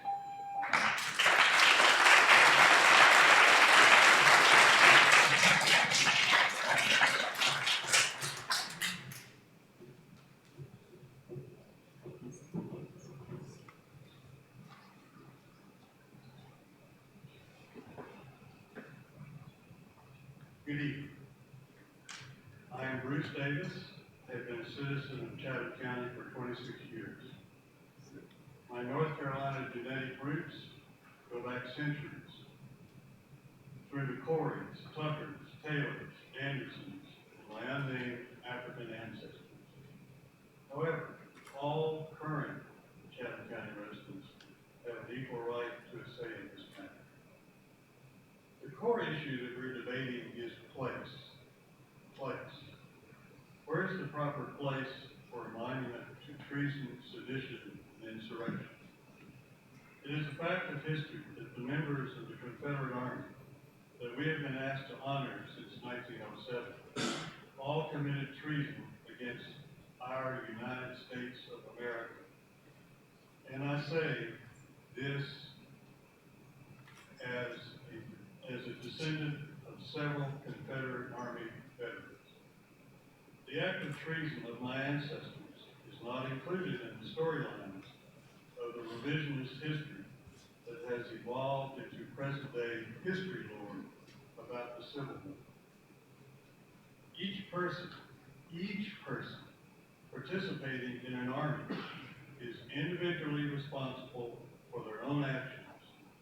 And for me, nobody participated in the Confederate Army gets a free pass from having been a person who tried to break apart our United States of America.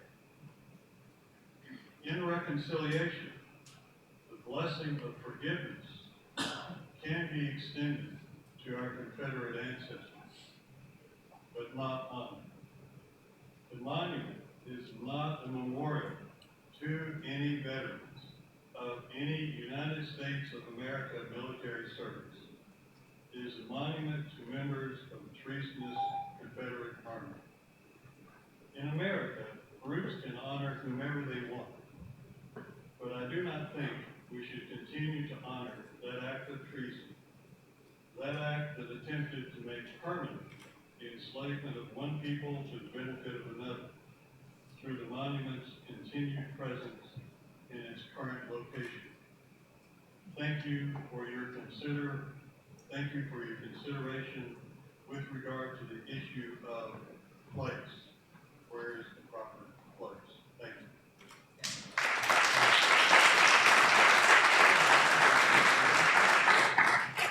Keith Roberts, Susanna Hunter, Will Sexton.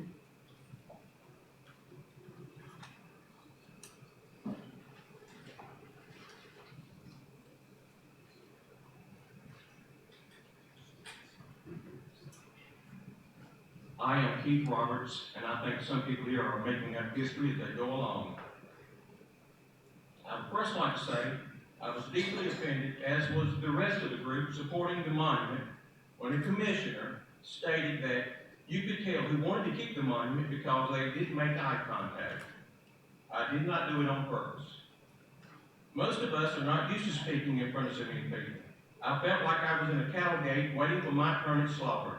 Each of us only have 3 minutes to say what we want to say, and I, for one, don't remember looking at anyone except the paper in front of me. I didn't want to lose my place. I'm sure the opposition has spoken many times before, since some are lawyers and many others are used to being in front of the public. Also, the comment was made about a mind being made up beforehand, and that by us not making eye contact, only reaffirmed the decision. I find this appalling, since the whole point of last month's discussion was to have an open mind about the statue and listen to the people. I have heard how the statue reminds the opposing side of slavery and how it disgusts them to see it. I noticed that those speaking seem to have done all right with themselves. Many of them have fine homes in the northern part of Chatham. I wonder if the statue could be what inspired them to overcome their obstacles of disgust and be so successful. Perhaps it could be an inspiration for them. They should look at the statue and let it remind them on how far they have come from those times, and let it be a reminder so that no one forgets their struggles and never forget their accomplishments. Those of us on the other side of the issue can look at it as a memorial to our American ancestors who fought and died bravely, and who also deserve to be remembered. I guess it could be called a war memorial.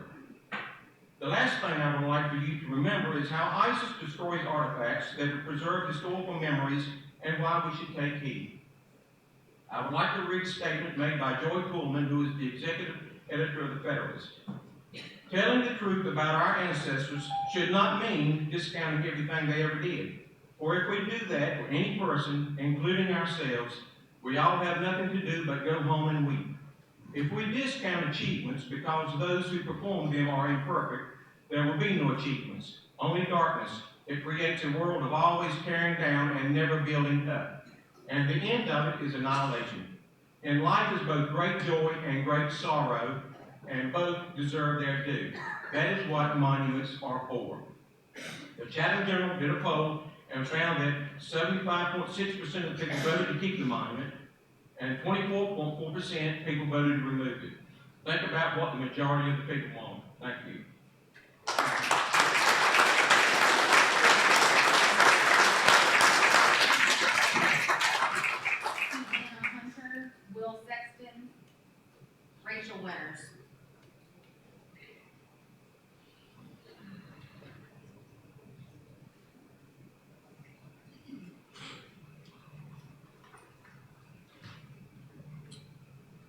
I'm Will Sexton. I live in Pittsboro. The earlier speaker mentioned Pittsboro, Indiana, a town that was co-founded in 1834 by a Chatham-born Quaker named Simon T. Hadley. He followed members of his family and his faith to the so-called free states north of the Ohio River. Many went before him from Chatham, Guilford, and Randolph. They were motivated by, among other things, their opposition to slavery. Many would follow, including some after the Civil War, in flight from violent retribution for taking a stand of pacifism. This struggle has been part of Chatham's story for centuries. It has inspired and provoked real and courageous acts of dissent, and it has literally moved people. This past January marked 115 years since the United Daughters of the Confederacy announced their intention to place a monument in our town. They were continuing the story, one that many in the South began to tell themselves on April 9, 1865, about that war, how it began, and how it was lost. Woven into every page of that story was not courageous dissent, but the enduring myth of white supremacy, their way of life. In symbolic terms, it was on a pedestal of white supremacy that the Daughters stood up their monument. With it, they enshrined in our public square, in the shadow of our county seat of law and justice, the lost cause narrative of that war. That narrative has not changed in 115 years. But there are some things that have changed since then. Decisions about the town's public space in 1914 excluded the voices of the victims of the system of bondage that led to that war. It excluded the victims of the brutal Jim Crow regime, violent political extremists, that replaced it. But today we can include and hold up the voices of those who have inherited and still bear the weight of that brutality. We can honor those who never had the opportunity to speak against these abominations and who never even thought it possible just to remove the hateful and one-sided symbols from our public spaces. The Daughters and those who supported them had a vision for the center of our town, and they saw it through in 1907. We can have our own vision for this space. We don't have to travel a different route through town to avoid the monument, as some have suggested we should do. We don't have to move away and establish an entirely new Pittsboro just to start shaking off that old story. Let the historians study and teach the lost cause. Let's write a new story.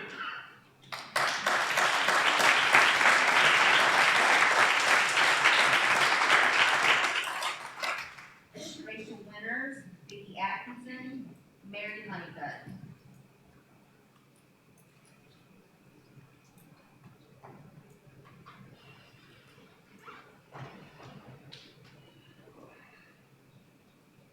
I'm Vicki Atkinson. I live in Chatham County.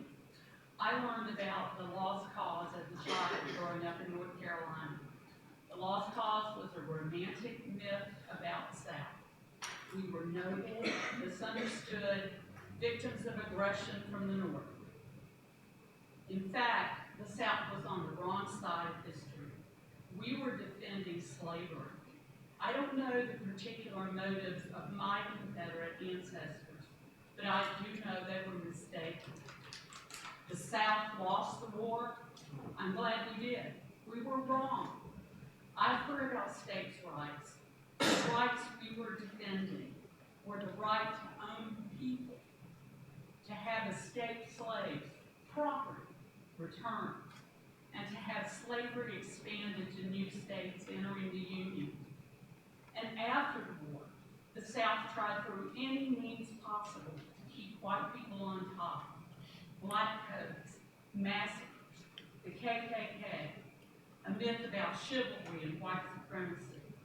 The war is over. Let's talk about what happened after the war, during Reconstruction. Let's tell the real story, the whole story. Let's move on and build an inclusive and just society for everyone. Our public space, which we all pay for and where we all gather, is not a place for a monument to white supremacy.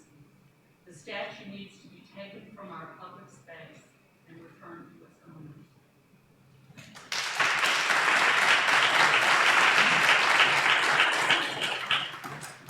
Mary Honeycutt, Tom Honeycutt, Rosalind Darling.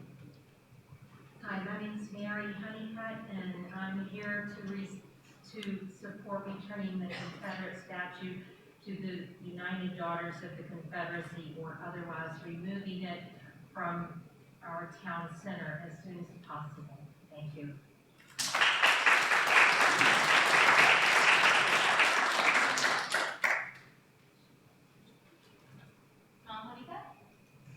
I'm Tom Haycutt. I'm here to support returning the Confederate statue to the United States Daughters of the Confederacy, otherwise removing it from the town center as soon as possible. Thank you.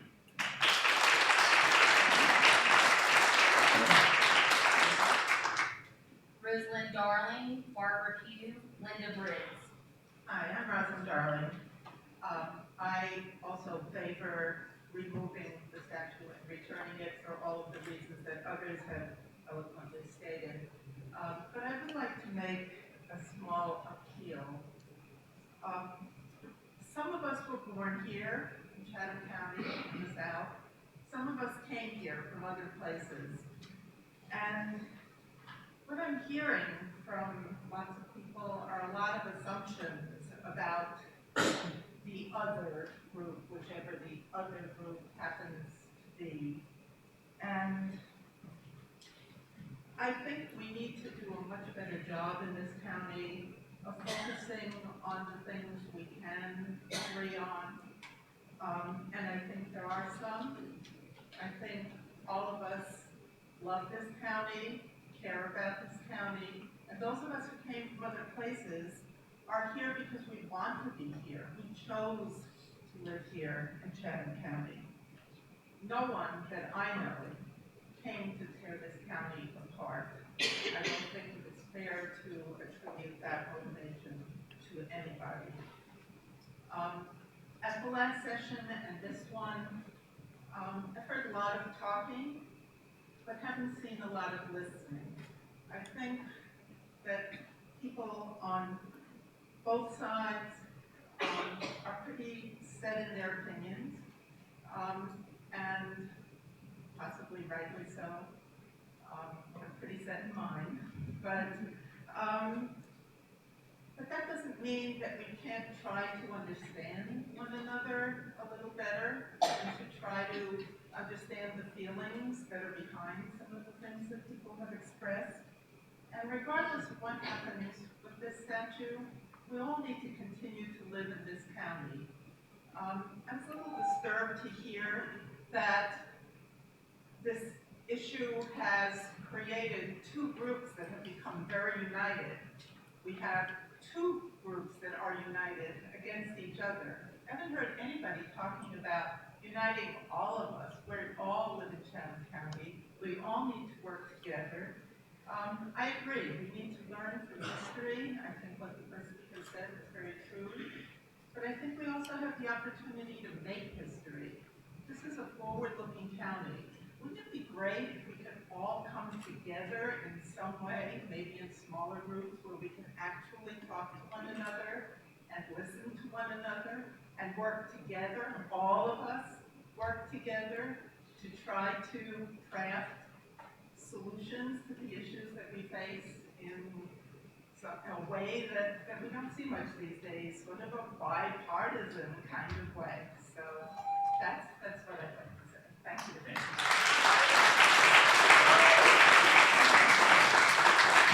Barbara Pugh, Linda Briggs, Ronnie Lambert. Hello, Commissioners. My name is Barbara Pugh. I've spoken to you before, but this time I'm speaking to you, and I want you to make sure that you know that I represent the Winnie Davis chapter of the UDC. And I'm proud of what those ladies did many years ago, and I support it today. But aside from that, I want to thank y'all for inviting Gene Brooks to speak to us about history. Gene Brooks, is our, well-known county historian and historical commentator. Remember that. Gene's knowledge of history and his ability to share gained my respect for him many years ago. A while back, there was an extensive renovation of this courthouse. It was in 1988. In that process, the Board of County Commissioners had the little soldier who was atop the monument removed as he needed repairs. The repairs were made at Siler City Monument Company at taxpayer expense. So the statute was supported by commissioners in 1988, and we know that. They were fulfilling their responsibility to take care of county property. Now, 30 years later, I would respectfully request that you be responsible and graciously allow it to remain as a historic landmark of the county on county courthouse grounds and in the town of Pittsboro's historic district. I appreciate your time. Thank you.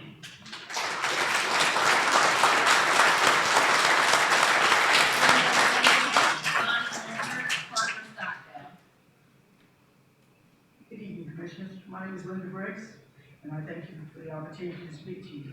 I'm here tonight to address you, to ask you to keep the statue as it stands. It represents a soldier at a period of time in our history. Whether you or I or anyone else agree with the cause of that time, it represents soldiers and pays tribute to soldiers who paid the ultimate sacrifice for us every day. It did in that period, and they do today. I don't know if any of you here have a military or served in the military or have military ancestors or relatives in the military. If you do, you know what I'm talking about. Those families, the families of soldiers, every day make sacrifices for our freedoms. Our freedoms that we, one of which is we have the right to disagree on things. So it's important to respect soldiers and to honor them and to give them the honor and respect they deserve in every way. And that's all the statue does. The statue is a soldier, a representative of the soldiers of that time. Could have been World War I, could have been World War II, could have been the Vietnam War. You know, but it's representing those who went to fight for us in that time. We weren't here then, so we don't really know. You know, we do have history, and hopefully we learn from our history. And we learn not to make the same mistakes that have been made in our history many times in this country. You know, we've not made good decisions all the time in this country. Probably never will. But we can learn from them as a society, and we should do so. I don't believe that tearing down the statue or disrespecting soldiers and not giving them the honor and respect they deserve from us is a way to do that.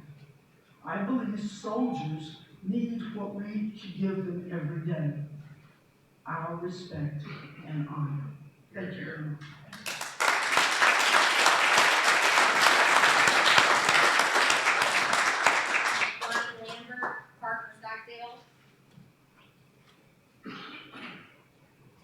Commissioners, my name is Ronnie Lambert, lifelong resident of Chatham County. Thank you for the opportunity to speak tonight.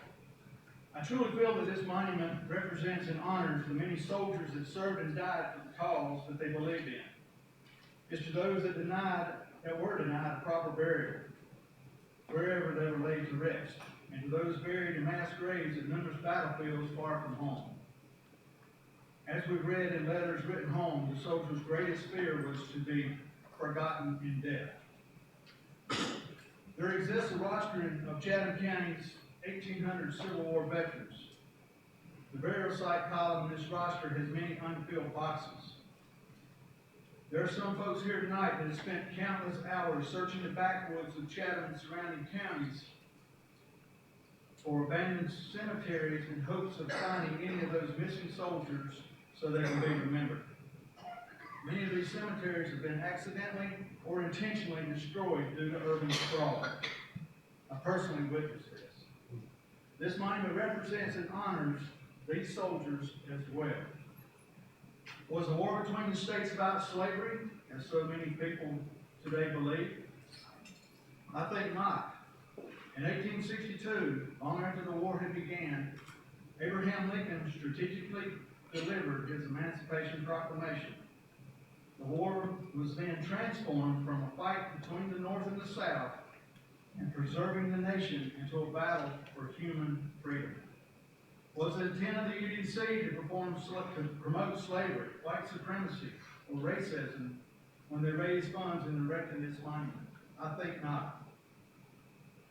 It was to honor these veterans so they would not be forgotten. It's unfortunate today that we have people that want to revise or ignore or even erase history. I'm a firm believer that if we alter history or don't learn from history and teach history, history will indeed repeat itself. These history revisionists just pick and choose small pieces of history that fits their narrative, just as those that interpret the Holy Bible to fit their lifestyle today. Commissioners, I mean no disrespect, but none of you grew up in North Carolina, and let alone in this county. In your hearts and in good conscience, how can you determine what's to be done with this monument, since it doesn't mean anything personally to you, but means so much to the descendants of these soldiers? I know you've heard about this survey, but have you seen the results from the Chatham Journal newspaper or newspaper poll of the state? If not, I have 5 copies for you right here. In my humble opinion, this monument needs to remain in front of the historic courthouse, or it will be the honorable thing to do. May God be with you as you make this historic decision. Let us not forget these brave men from Chatham County. Thanks and regards to you.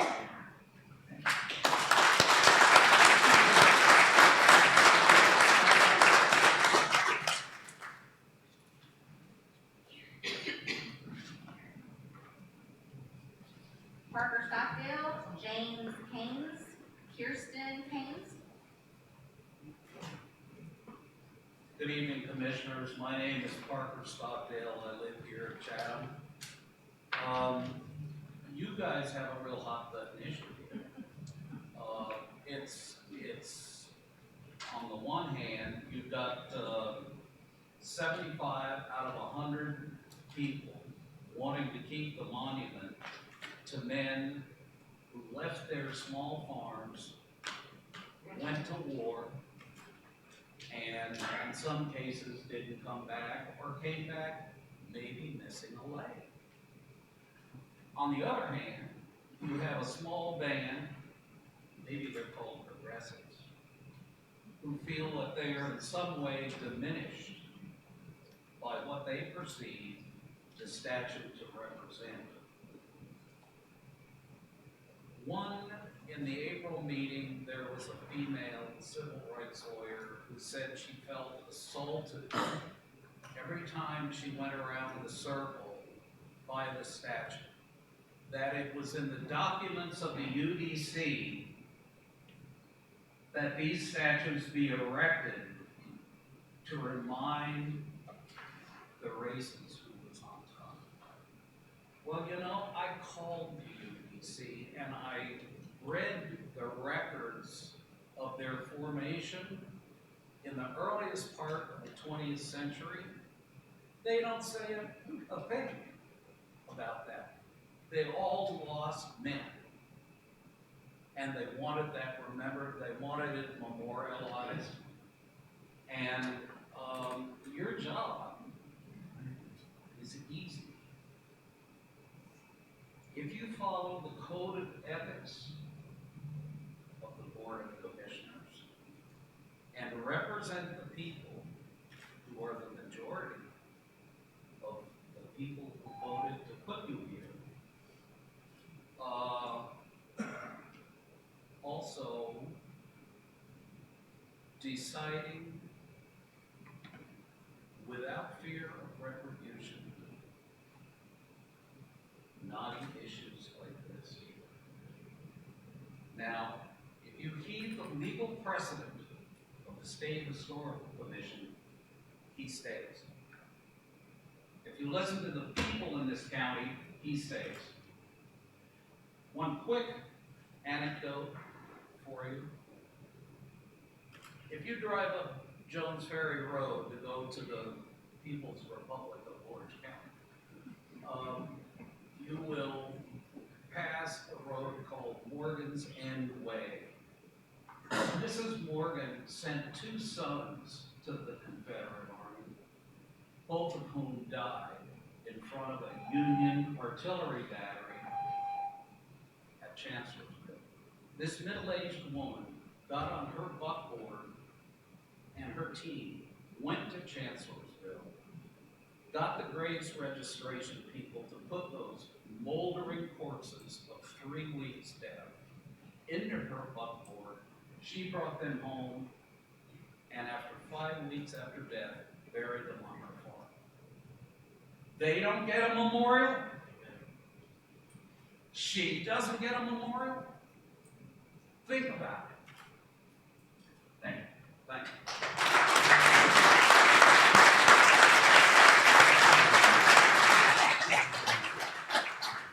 James Haynes, Kirsten Haynes, James Copeland.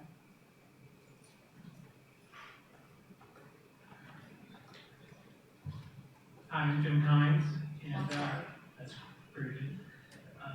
Thank you for allowing us to speak, and I'm just here to support returning the Confederate statue to the United Daughters of the Confederacy, or otherwise remove it from town center as soon as possible. Thank you very much.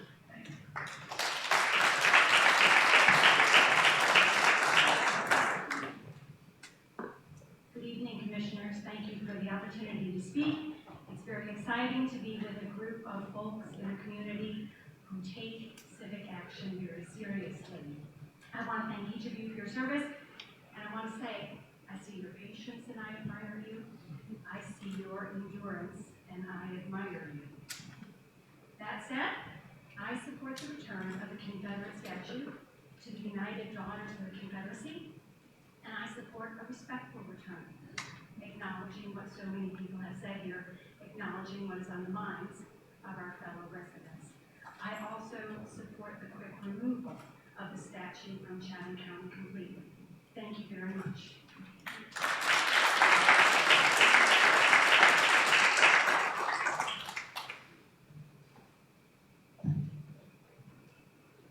My name is James Copeland, and I'm a resident of Chatham County.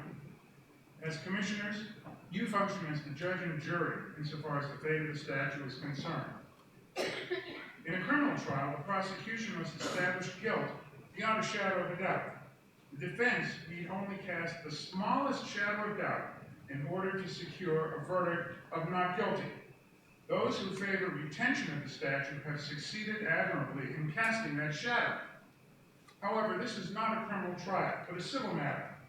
In a civil trial, the prosecution need only establish that the preponderance of the evidence leans in the direction of guilt. In lawyers' parlance, 50% plus a feather. This is the criterion you should apply when determining the fate of the statue. The debate as to what was in people's minds when the statue was erected is interesting, but will not help you make a decision. Rather, it is sufficient to show that the preponderance of evidence, 50% plus a feather, supports the proposition that A, slavery is an abomination, and that B, the Civil War was initiated by the Confederacy to preserve slavery. That slavery is an abomination should be evident on its face. As proof, I wager that no one in this room tonight would willingly sell themselves into slavery. As to the cause of the war, I refer you to South Carolina's Declaration of Immediate Causes which induce and justify the secession of South Carolina from the federal union. The Declaration begins by noting, quote, the right of property in slaves was recognized by the U.S. Constitution, which also stipulated, quote, the rendition of fugitives from labor. The Declaration then cites, quote, an increasing hostility on the part of the non-slaveholding states to the institution of slavery, which has led to the disregard of their obligations. In many of these states, the fugitive is discharged from service or labor claim, and in none of them has the state government complied with the stipulation made in the Constitution. The Declaration concludes, we, therefore, the people of South Carolina, declare that the union heretofore existing between this state and the other states of North America is dissolved. The same logic is repeated in the Declaration of Secession of several of the other Confederate states, referenced in the document. Thus, the burden of proof, 50% plus a feather, has been met. The statute unavoidably honors not just the men who died for the Confederacy, but the cause for which they died, the preservation of slavery. This being established, your way forward should be clear. Thank you for your time and attention.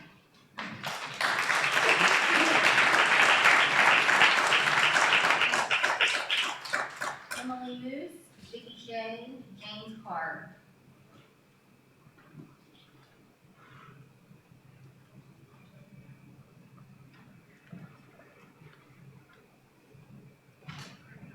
Good evening, Commissioners, and thank you for listening. My name is Emily Moose, and while I support the work of Chatham for All, I'm speaking as an individual resident in that capacity alone. Much has been said about the divisive nature of this conversation, and some blame that on those who question the statute as a representative of our county's values. But the statute was intentionally divisive from the beginning.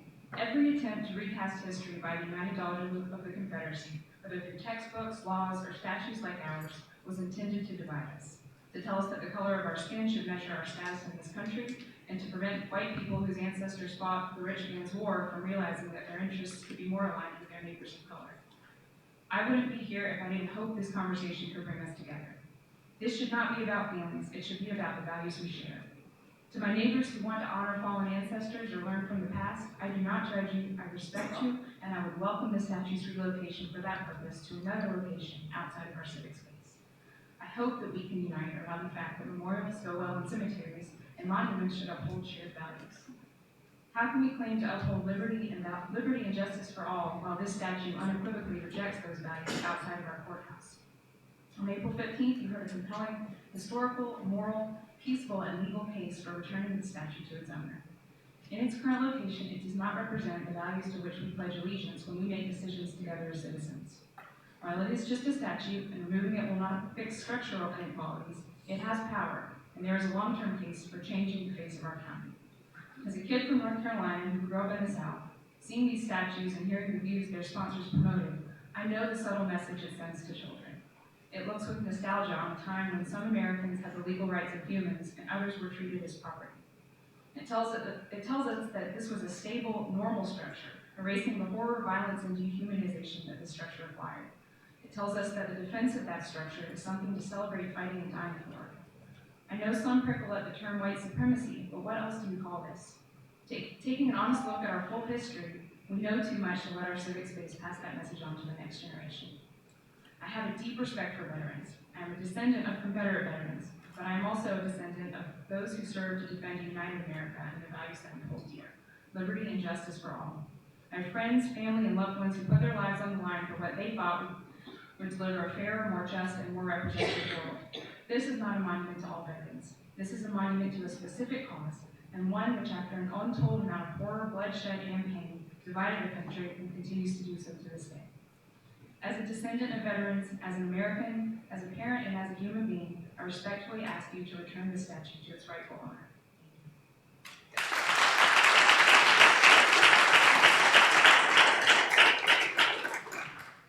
I'm Vicky Shea. I'm here to support returning the Confederate statue to the United Daughters of the Confederacy, or otherwise removing it from the town center as soon as possible.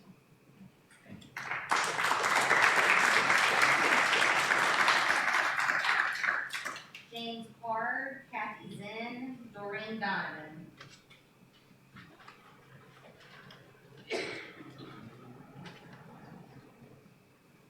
Good evening, and thank you for your attention. My name is Doreen Donovan, and I'm a resident of Chatham County. I'm here tonight to support returning the Confederate statue to the United Daughters of the Confederacy, or otherwise removing it from the town center as soon as possible. Thank you.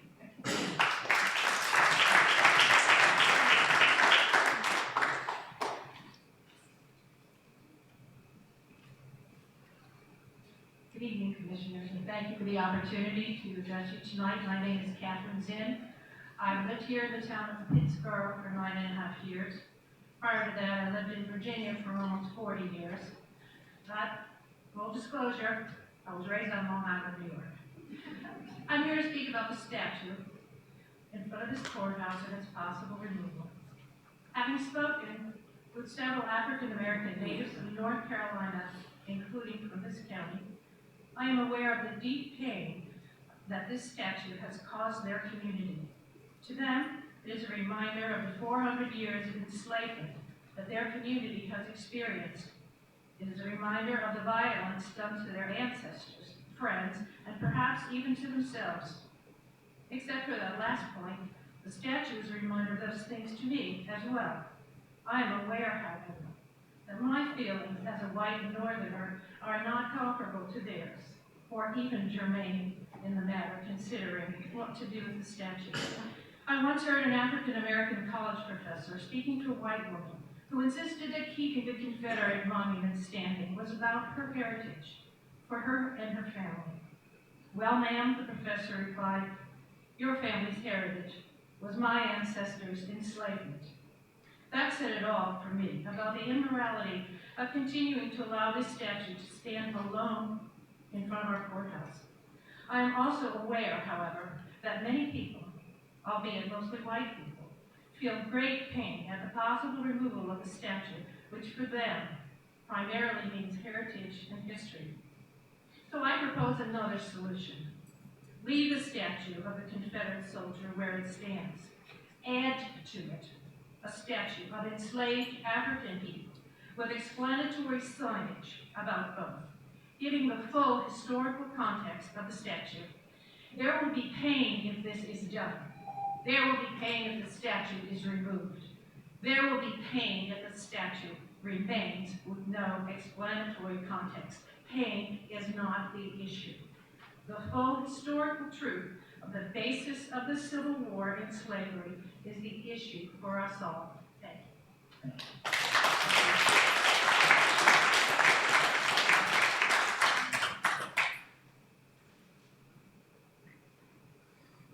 My name is James Ward. Is that who you called? Yes, sir. All right.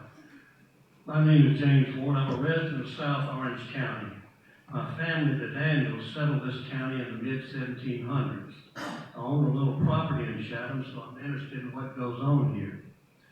We all complain about the polarization plaguing our politics and society. This situation did not begin in Washington, D.C. It began in communities like Pittsboro and Chatham County, and actions such as calling for the removal of a 100-year-old Confederate statue does nothing more than exacerbate old wounds and create more polarization. These statues and other memorials, such as names of towns, streets, schools, are symbols of the history and culture of Southern society. I might even say that, believe it or not, for a long time they were considered part of the charm of small Southern communities that brought many people to this region. These symbols also memorialize our ancestors, our grandfathers and grandmothers, our blood kin who lived through a harsh, terrible time in our history. Removing these memorials is not only a crime against our culture, but it is a direct insult to thousands of descendants of Confederate ancestors. Many of us believe that it is part of a determined effort by so-called social justice warriors to commit actual cultural genocide. All this controversy should have been entirely unnecessary. Those calling for the removal of the Confederate soldier statue could have first pursued a compromise of some sort, but in their self-righteous zeal to take down the statue, they seem to have bought into the ultra-left rhetoric about the legacy of slavery, white privilege, and a broken nation that is racist and misogynist, as one writer has said. In taking this course, they have enraged thousands of their fellow citizens in this community and state. I urge the board to make a decision on this issue, which will sincerely consider those citizens who support the statue and that will honor and respect their history and heritage. They have the right to their own culture and symbols just like anyone else. Thank you for your time.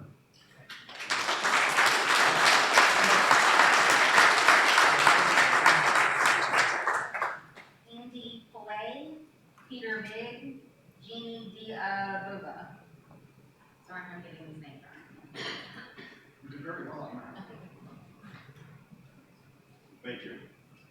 My name is Andy Pillay, and I've been a resident here in Chatham County for almost 4 years. While I am a member of Chatham for All, again, this is my own personal statement. As you can tell from my accent, I'm not a native Southerner. I grew up in Wisconsin. With the events over the past decade, I have looked at the history behind these Confederate monuments, and now realize how successful the UDC was in spreading their myths about the Civil War throughout our nation. My school taught me about the war between the states, being fought over states' rights, as if this was just an internal squabble divorced from the horrors of slavery, the very state right that they seceded for. We regularly sang Dixie in our music classes, extolling the heritage of the Old South. These myths are an American issue, not just a Southern issue, and it keeps us from reconciling with our true history. I believe it's easy to understand these myths by remembering how we started this meeting. We all stood up, put our hands over our hearts, and recited the Pledge of Allegiance, which encapsulate the ideals that this country has strived for since its inception. So let's see how the soldiers who fought for the Confederacy lived up to these ideals. I pledge allegiance to the flag of the United States of America. I guess not. And to the republic for which it stands. Once again, no. One nation under God, indivisible.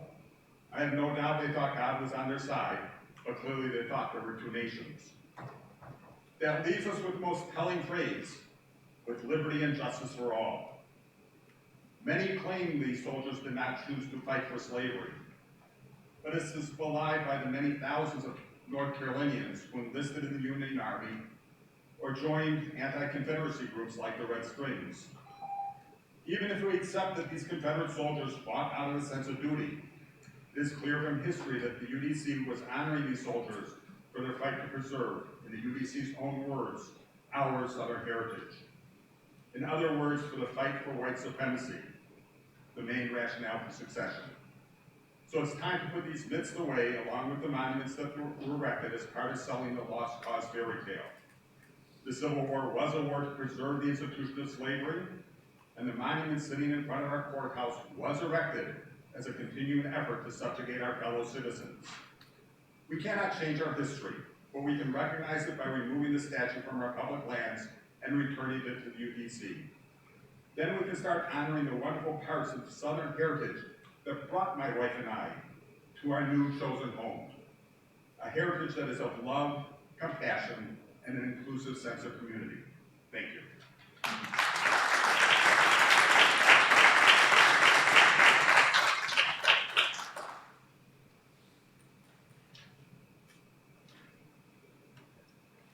Thank you, commissioners, for this opportunity and staff for this opportunity to speak to you this evening and exercise my freedom of speech. Apologize for a shaky voice. I'm terrified of speaking in public. So, my name is Jeannie Aurora, and I'm a resident of Chatham County, and I'm speaking for my 82-year-old Holocaust survivor, sweetheart, the love of my life, who is somewhat emotional about these things, having barely survived the Holocaust. My family came to this country 13 generations back on my mother's side, arriving in Jamestown in 1619, a very dangerous place to be, by the way. And over the years, over those generations, they fought on both sides of every single war. Some of them on the wrong side and some of them on the right side. So, as I said, I'm Jeannie Aurora, and I live in Chatham County, and that's where I'm from. I'm here to support returning the statue, which stands in front of this courthouse, to the United Daughters of the Confederacy, or otherwise removing it as soon as possible to a Confederate cemetery or a museum or other appropriate non-public place. It simply doesn't belong there. When I was collecting signatures on a petition supporting removal of the statue, a few people said they couldn't sign the petition because these Confederate hero statues are our history, and they should remain where they are because history trumps the objections and sensitivities of some, or even the majority of the people. Also part of our history here in Chatham County are the more than 6,200 enslaved Black Americans at the start of the Civil War. The Jim Crow laws, which prevented Black people from voting and separated them from whites and supported housing and job discrimination and an unfair legal system, are also part of our history here in Chatham County. Incidentally, these Jim Crow laws were much admired by Hitler, particularly the anti-miscegenation laws that prohibited interracial marriage and the laws that discriminated against Black people and segregated them from whites. Hitler's lawyers used them as models for the Nuremberg laws, the legal groundwork for the persecution of Jewish people during the Holocaust. This touches me personally because I share my life with a survivor. The purpose of placing a Confederate statue in 1907 right out there in front of the courthouse and in front of many courthouses across the state and the South was to intimidate Black people and send a clear message that they would get no justice here. A careful study of history tells us these were not monuments to past heroes, but to a white supremacist future. Sadly, lynchings are also a part of our history. Approximately 160 documented lynchings were carried out in this state, at least 7 here in Chatham County. 6 men, Richard Cotton, Jerry Finch, John Pattisall, Lee Tyson, Henry Jones, and Eugene Daniel, and 1 woman, Harriet Finch. Perhaps in the interest of including all of our history, we need to erect a lynching memorial, something like this one, where images of these men who were lynched are sculpted on a wall. Such a memorial would help us remember our history of racial terrorism and do better in the future. Thank you for your time and attention and consideration of my remarks.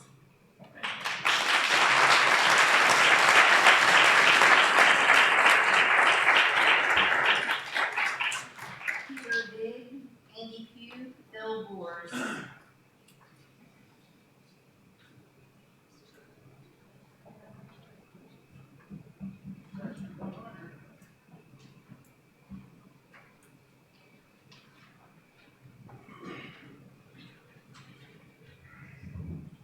Good evening, Commissioners. Thank you for allowing me to take the floor in my first public address ever. My name is Andy Pugh. I'm a lifelong Chatham resident. I've worked throughout the state as a technical consultant for construction and agriculture industries. I also farm in Chatham County, as many generations before me had. I'm here today in front of you because this is an embarrassment. We are here for no other reason than the political agenda of a few people that can't find a worthwhile cause to fight in this day and time. We have created a solution to a problem that doesn't exist in this county. I ask you commissioners to use your time in office. Lost my spot. I'm sorry. I ask you commissioners to use your time in office wisely and task yourself to be the change and not to succumb to the misguided and wrongful information that has brought us to this situation where we're in. We're giving credence to a group that classifies a humanitarian group, the UDC, as a hate group. And this is the same group that associates anyone with a dead relative who died in the Civil War as a racist. I'd like for everybody here to take this opportunity to be the change. I think we can all agree if taking down a single solitary statue would fix anything, then everybody in this room is for it. But it won't happen. The one thing we may need to consider is there a room on this ground for more statues? We don't have to take one down to pacify another. There's room for everybody's input here. And I think this cause is something everybody can get behind. This is our chance to do some good and make the best of a ridiculous situation. I, for one, am in favor of leaving the statue in place as intended for those defending their home and country. Let's keep in mind that true history cannot always be found on the first page of a Google search. I would like you guys to take this time and get out in the community. There's not the racial divide that has been pushed into this. Get out there, go to the Little League ball games, go to the school dances, get out in front of the people, and just see what the real consensus of this is. Thank you.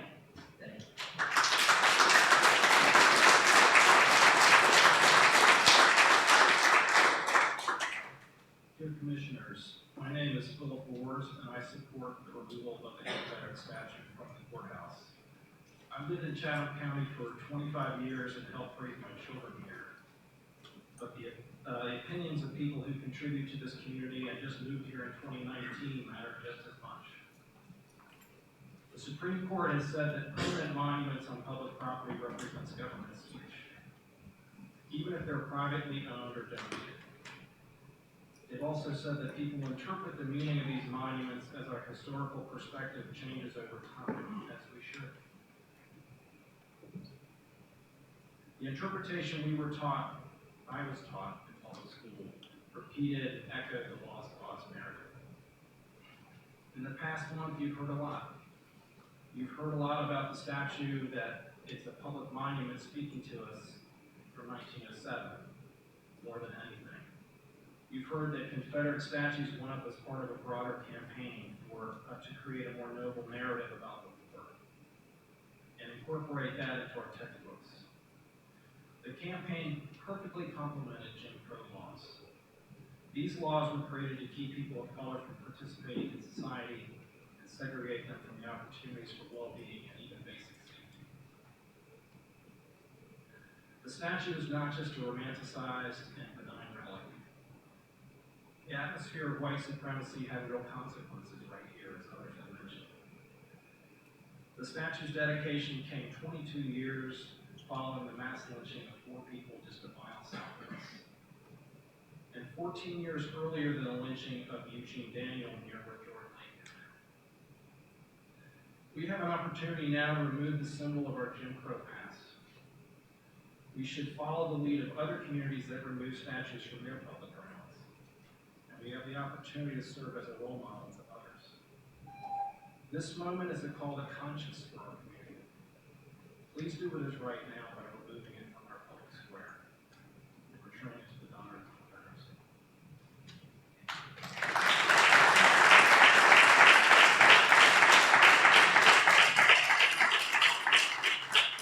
Pam Smith, Howard Pfeiffer, Rodney Lyons.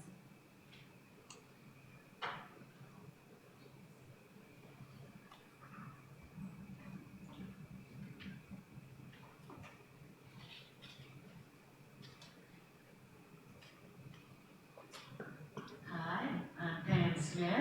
I have a business here for 40 years, and I can tell you right now there's no winners in this.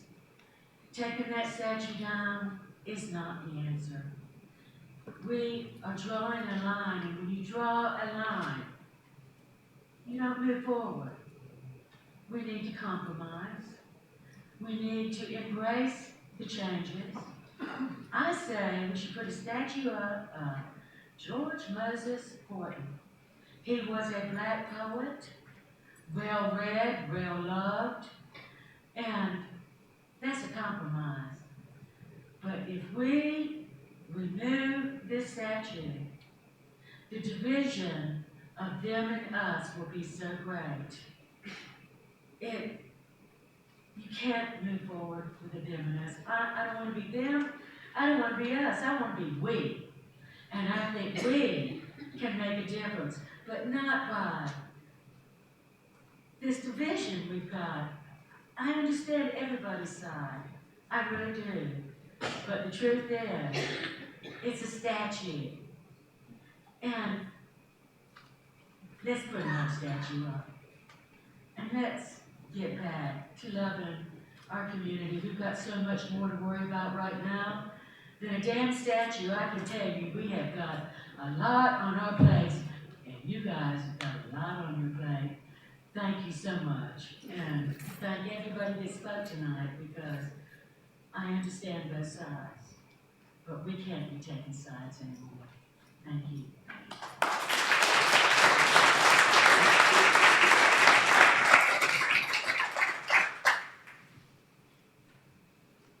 Good evening, Commissioners. My name is Howard Pfeiffer, and I am a member of Chatham for All, but speak to you this evening as an individual resident of Chatham County. I would like to take this opportunity to continue the conversation about the monument in front of the courthouse. In that spirit, I would like to respond to some of the claims I've heard by folks who would like the monument to stay right where it is, a position I do not agree with. One such claim is that the Civil War wasn't about slavery, it was about states' rights. In response, I say that the desire to preserve slavery was the cause for secession. Secession documents from several states cite slavery as their reason for leaving the Union. The Vice President of the Confederacy, Alexander Stephens, said that the new government's cornerstone rested, quote, upon the great truth that the Negro is not equal to the white man, and that slavery is the, quote, natural and normal condition of African Americans. Another claim I heard is that the monument can't be racist because I want to keep it and I am not a racist. I accept that about you. I believe you when you say that, but personal beliefs can't change the history of the Confederacy, which was founded upon a belief in white supremacy. Nor can your personal beliefs change the effect that a symbol has on others. I've also heard it said that my ancestor bravely served the Confederacy in the Civil War. He didn't own slaves, he was just defending his home. Removing the monument disrespects him and the ancestors of others in this community. In response, I point out that this request to the commissioners is not about the personal motivations or bravery or deeds of one soldier. It is clear in their Constitution and secession documents that as a government, the Confederacy endorsed slavery and white supremacy. It is worth noting that many Confederate veterans attended blue and gray reunions after the Civil War.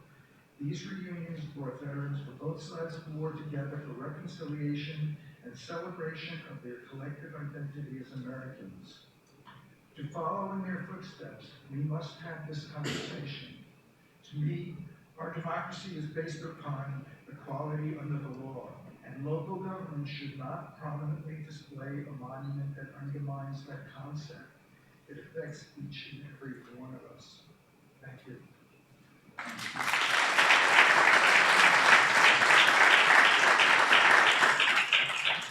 Robin Lyons, Remy Wynn, Anthony Bright. Hi, my name is Robin Lyons. I've lived in Chatham County for 10 years now, and I truly appreciate you opening the forum up to us to speak to you today. And I also really felt the heartfelt comments from everyone in this room, so it's been a very good experience. This last comment about George Moses Horton, I wasn't going to mention anything about that, but he was a slave for 67 years here, and when he was released from bondage, he left because he knew he couldn't get a fair shake, and that's what that statue represents. So I'm here to support returning the Confederate statue to United Daughters of the Confederacy, or otherwise removing it from town center as soon as possible. Thank you.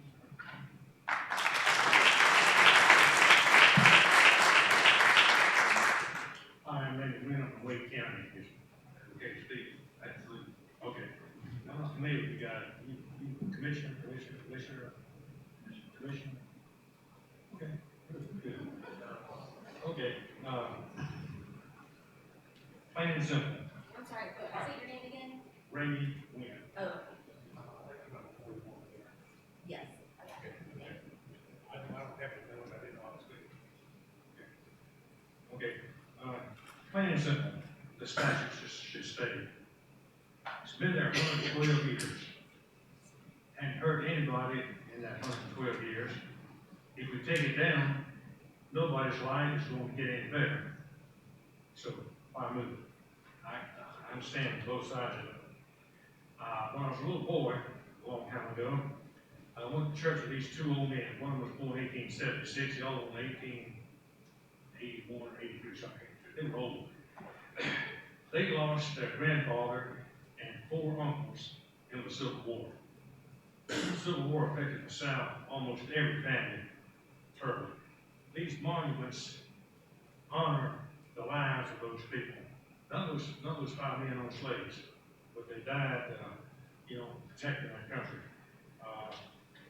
And been a couple wrong things said today. People that fought for the Confederacy were not treasoners. The South seceded from the Union. There's a difference between secession and treason, big secession.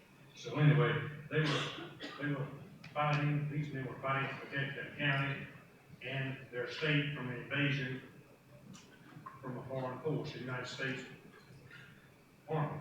Abraham Lincoln sent people in.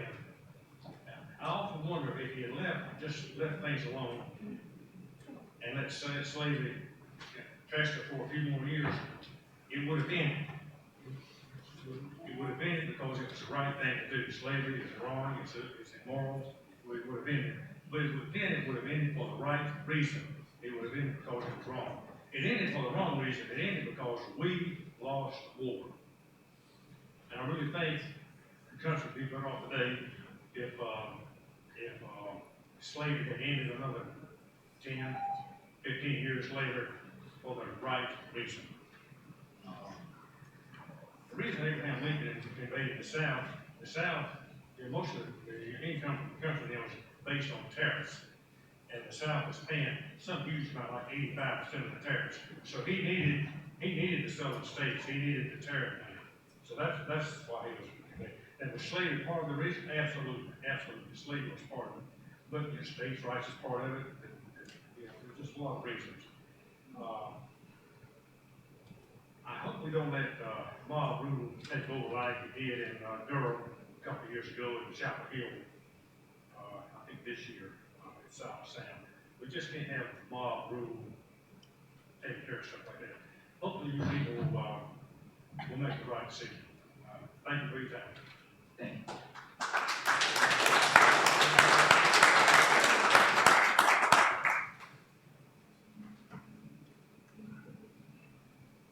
Commissioners, fellow Chatham County citizens, my name is Anthony Bright. I'm a lifetime resident of Chatham County.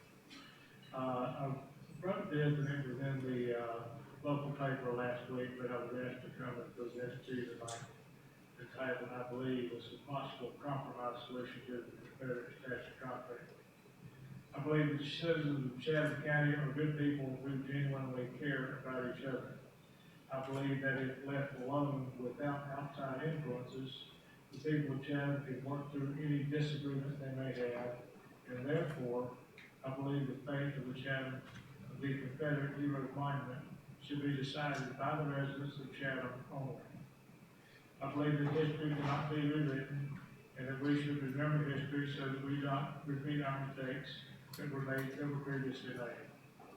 I believe that Chatham has changed tremendously since the monument was placed in 1907, shortly after the worst war of our nation's history. I believe the soldier standing high upon his pedestal has seen these changes, from the dirt streets that were there when he was placed to a man on the moon, from blacks that were former slaves to a black president of the United States. I believe that Chatham County should lead, not follow, in its example of resolution of this ongoing dilemma of dealing with these issues. Therefore, I believe that on August 23rd of this year, on the 112th anniversary of the original dedication, the current Chatham County Commissioners should place an additional new and large plaque on the pedestal and rededicate the monument to all of the heroes of the United States Civil War who died fighting for the causes in which they believed. The Civil War was the worst war in the history of our nation. Approximately 620,000 American casualties. It meant more than World War I, World War II, and Vietnam combined. In addition, the war was fought on American soil right here. The stains from the blood of soldiers on both sides had faded, but they still remain in the dirt we travel on today. Unfortunately, I believe that we're closer to another civil war than we might want to admit. There seems to be two sides that are determined to grow further apart. It seems as though our national and state leaders do not seek compromise, and maybe that's because their constituents do not want compromise. But I believe the citizens of Chatham County are different. We're special. The real Chathamites have a desire to get along with each other, to compromise. We need to lead, not follow. We need to compromise. Thank you.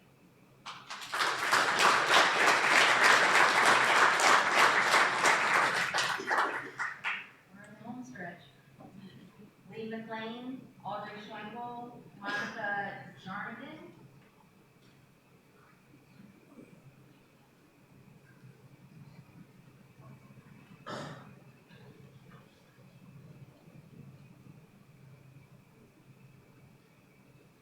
I don't have my comments in writing, but they'll be very brief, and I can email them to you if you'd like.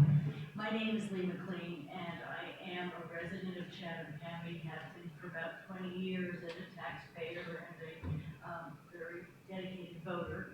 I care a lot about Chatham County. Like many people here, I chose to be here because of all the wonderful qualities it has, and I've always been uncomfortable with the statue that stands in front of the courthouse because of the history that we've heard about. So very briefly, I am here to say I support the removal of the statue from our courthouse grounds as soon as possible, and I'm sure the Daughters of the Confederacy have appropriate places for it. I will just say that, as someone else earlier said tonight, a county courthouse or a civic space like this is truly a place that makes a statement to anybody who comes to that area to say, these are our values, this is what we stand for. In front of a courthouse, maybe Lady Liberty would be a great statue. But a statue that commemorates the suppression of one people by another, I don't see it. I know that many of the soldiers in many, many wars were the poor people who were called up and didn't have a lot of choice. Half of them didn't have uniforms, they didn't have guns, and they were the fodder that fell, and that was true for North-South, and it was also true in World War II and World War I. We lost a lot of kids in these wars. But if you think about who's on the right side or the wrong side, who won, who lost, the Southern Confederate States did in fact commit treason because they chose to take arms up against the government of the United States of America. And as in Germany, there were many poor young German boys who really didn't share the values of a Hitler. And today, those families honor their dead in private cemeteries and museums. But you will not find a statue honoring Hitler in front of any of the government buildings in Berlin. I don't believe that this Confederate statue belongs in front of our courthouse, which should be the palace of justice for us. Thank you.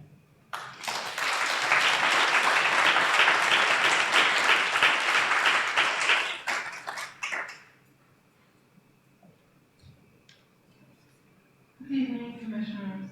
Thank you for your work, and thank you for listening to all of us here tonight.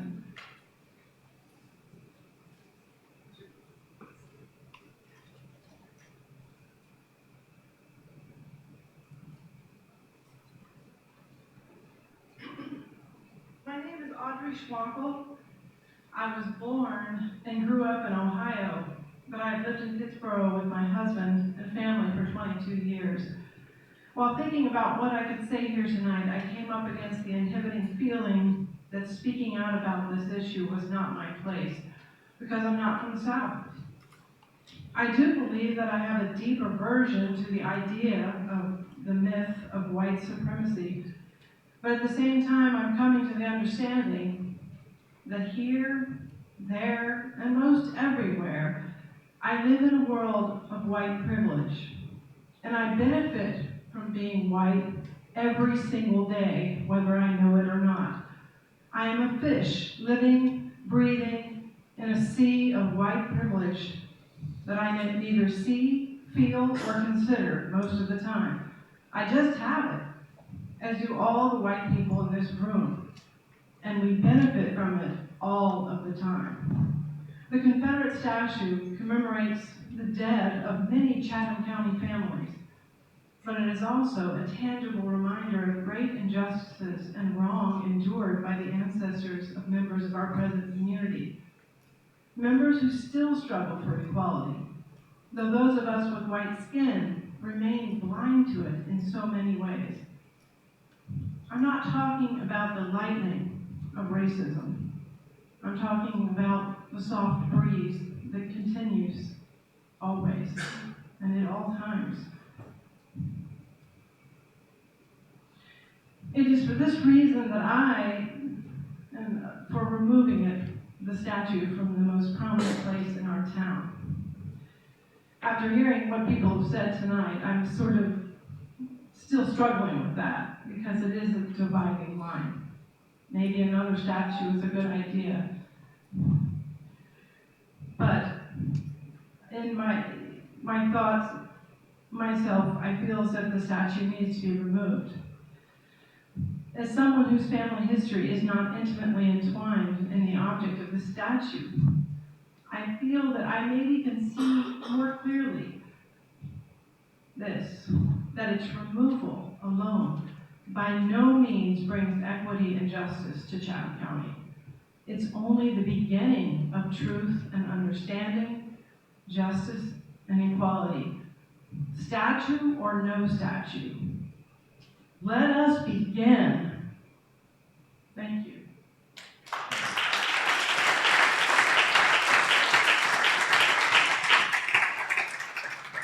Monica, Scott Gilmore, Phil Morris, maybe? Can you spell your last name for me?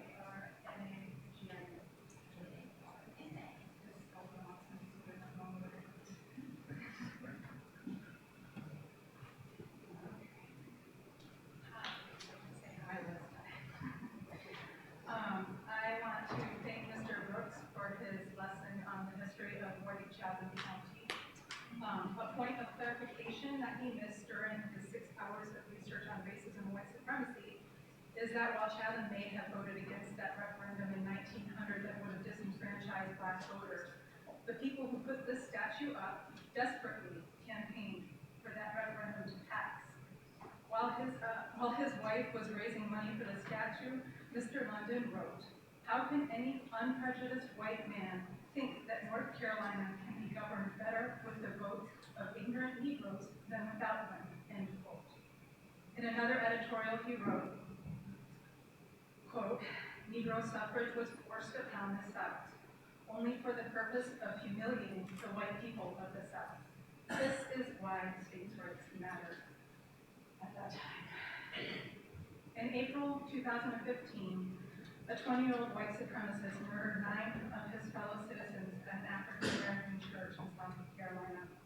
One of the reactions to that was the removal of the Confederate flag from South Carolina's State House grounds by Breed Newsom, because that flag was one of this and many other white supremacists' favorite symbols. Because, whether everyone wants to openly admit it or not, those flags and these statues represent white supremacy. They just do. Some say these symbols represent heritage, not hate. But that white supremacist, the one who murdered those people at their Bible study, showed us the hate it represents. The people at the Unite the Right rally showed us the hate that these symbols represent, and Heather Hare was murdered as a result. We need to be honest about just whose Southern heritage, traditions, and ancestors we are talking about and celebrating. Valuing white Southern heritage and feelings over the harm and violence caused by racist symbolism is white supremacy. We should all care about that. While the statue does not offend me, it does tell me something about the community I live in. I'd like to live in a place where symbols of white supremacy, even those that also serve as a memorial for some, are not acceptable. And sure, I could be, and I'll be talking about that. But if there's something we can agree on, it's that white Americans from the North and anywhere else do not have and never have had a claim to moral high ground when it comes to racism, nor do white citizens in North Chatham hold moral high ground on this over other parts of Chatham County. So I could move, but the inequities and racist violence would still be there, just easier to ignore. So instead, here I am, supporting this effort to nudge Chatham County toward a future that's more inclusive, more empathetic, and more honest about our collective past. I'm sad for us all, and I want better for us all. And I do believe that removing that statue from its place of prominence is a step in that direction. Thank you. And I should also say, I'm speaking only for myself, no one else. Thank you.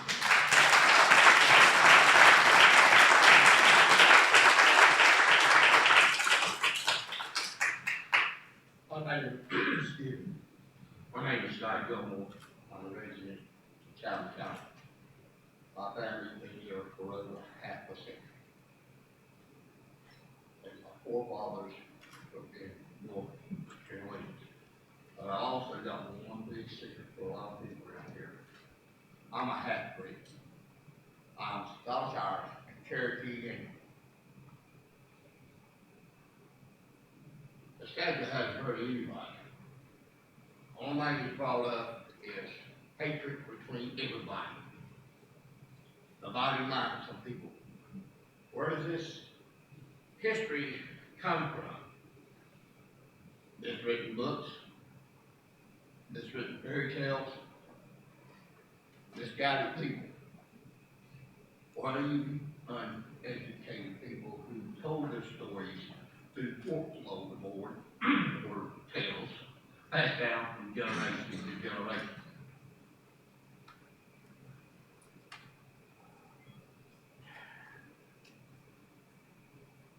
I'm also a combat veteran.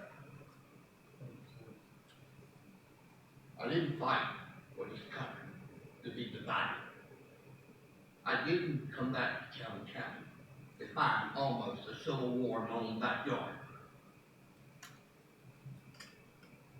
If these were to get along, history is history. It's done. It's over. But learn by our history. Learn by our mistakes. Let's not do it again.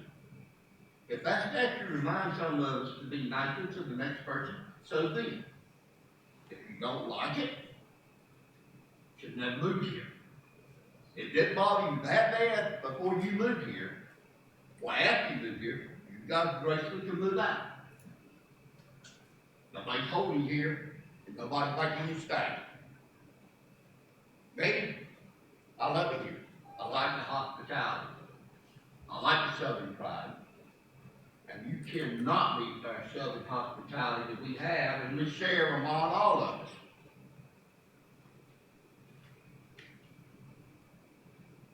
Same look, all men are created equal, and some men thought different. We are educated people, now, today, and tomorrow. We should be better than our children, not fighting this, not fighting each other, but living for tomorrow. We got battles overseas, trying to keep the enemy from fighting on our own soil. All right, here with 9/11. We got a beautiful statue being built in Montcure that's going to be bigger than this courthouse. And they're going to be on sanctioned land, which means they're got diplomatic immunity. If I'm correct with that, I might be totally wrong. But if they do, they can do anything they want, run across that damn old street there, and you can't touch them. Did this committee okay that?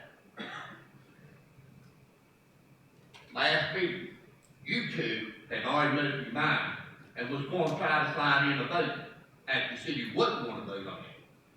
And you got stuck. But somebody said something about it. I might be wrong, but y'all, you said, can we take a vote on it?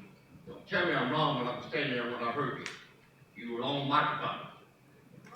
But I really am disgusted that a lot of people bring up all this history, and a lot of you were raised in Chatham County. You moved here because you like the people and the hospitality, the scenery, the statue of this, statue of that. Well, that's our statue. Some of us are very proud of it. Some of us are disgusted about it. But the point of it all It's history. Right, man, at one time, you had to be on infield property. Well, this is a historic courthouse. It has a historic museum in the basement. This is historic land, owned by Chatham County, and that is a historic monument, which makes it legally be where it's at. So if you want to move it, you better change. Thank you for your hospitality. No, ma'am, you're not shutting me up. My turn to speak. I got freedom to speak right here. You cannot tell me. Everybody up here talk when they want it. Alright? Are you a discretion minded out of speech? People talk for 3 minutes. So, hey, I speak. I'd let folks go over, and I'd let you go over as well, but you are well over at this point. If you want to wrap up. Well, wrap it up here, leave the statue alone, ain't bother nobody. You want to put another one out there, fine. But if you want to take that statue down, take all of them down. Thanks. Thank you.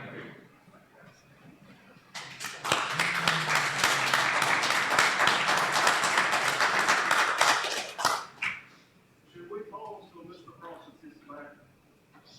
I'm sorry. Is he back? Okay, sorry. Oh. My name is Phil Morse. I'm a resident of Chatham County, and I've been here for 17 years. And I'm here to support returning the Confederate statue to the United Daughters of the Confederacy, or otherwise removing it from the center as soon as possible.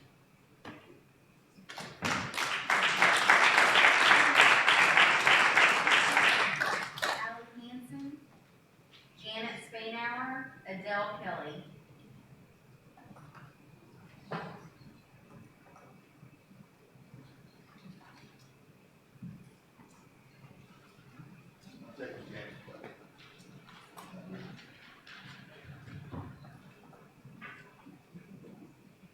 Thank you, commissioners. As there was some confusion earlier, as to who are commissioners and who are not, I just want to thank each of you by name. Commissioner Hales, Commissioner Crawford, Commissioner Dasher, and Commissioner Karen Howard. Thank you very much for being here and listening to us all through the board. Thank you. And can you state your name? My name is Allie Hansen.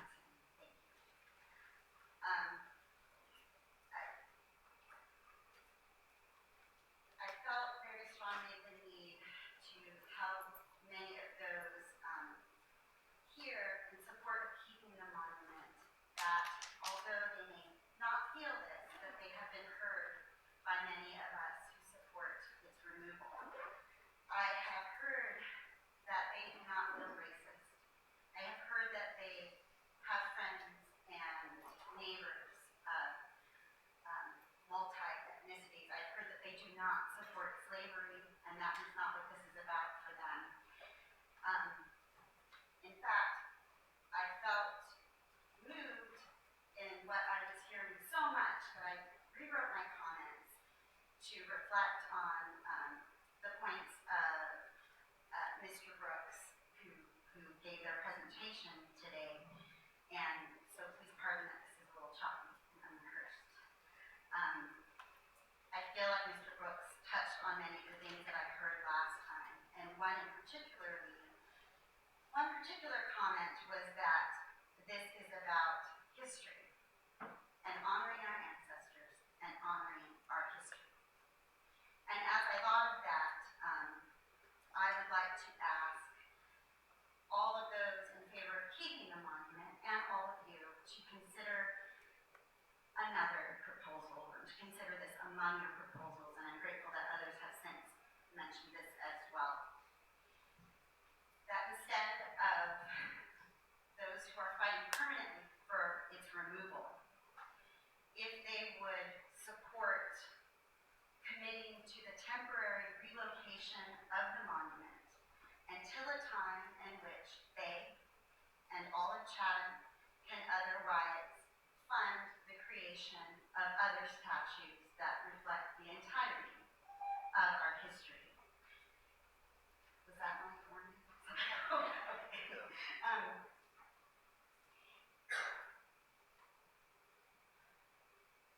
It is it will take more time and more cost to do this, but I think that it can get behind all of our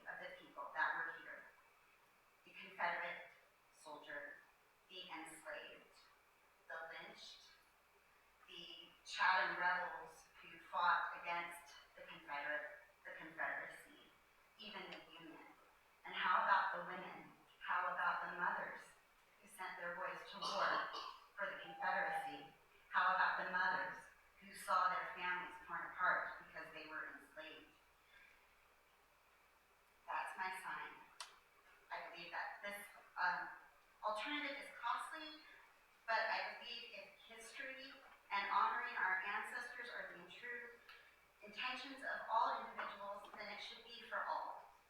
Mr. Brooks also talked about honoring our comrades' tears, and so I ask you to reflect on the tears of all of the people that I have just mentioned.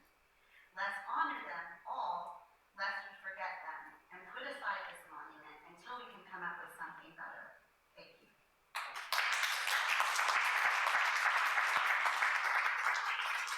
Ian Steinauer, Adele Kelly, Lee Sherman. Yes,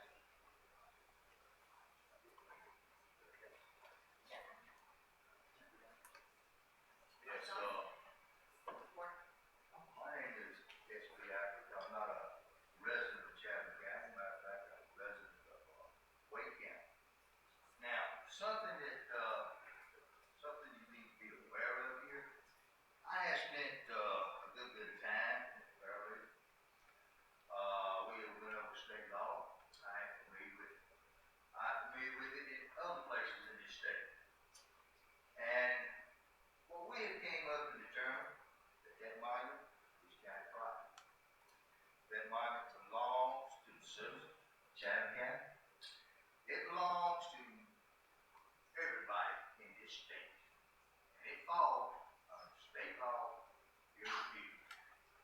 Like I said, we spent several hours looking at that.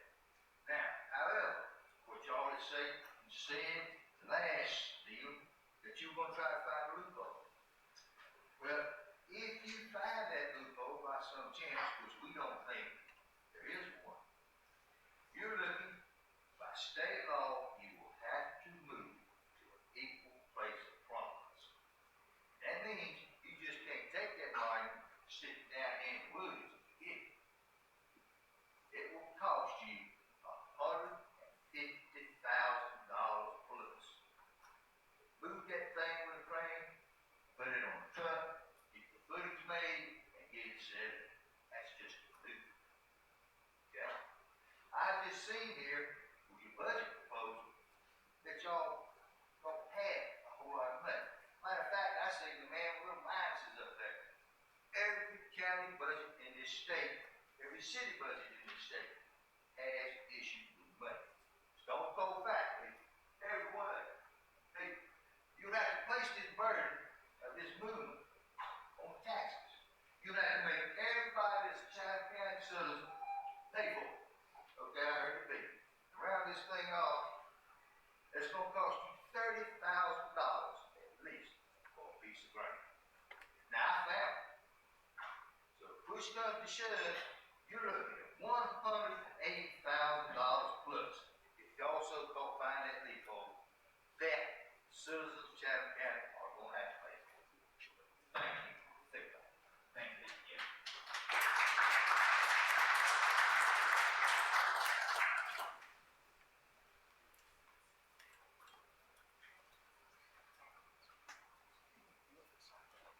Thank you, Commissioners.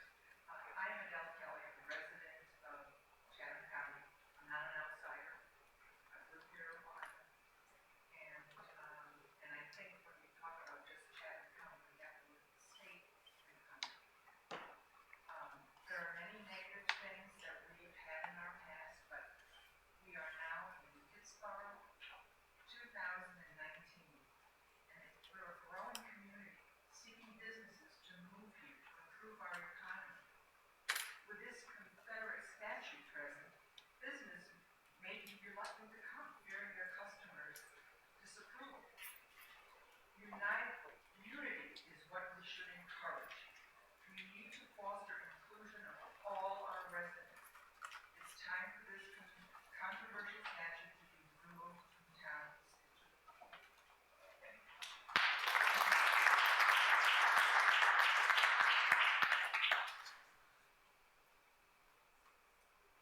My name is Lee Sherman, and I'm a resident of Chatham County.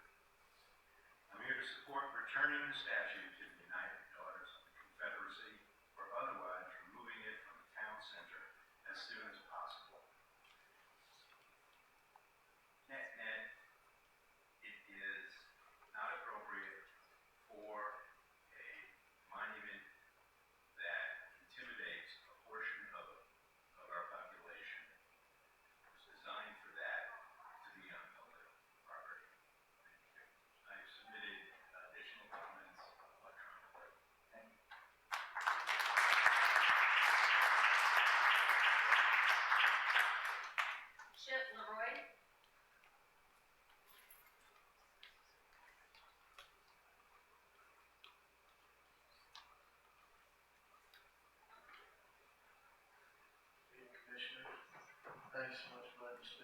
seen it?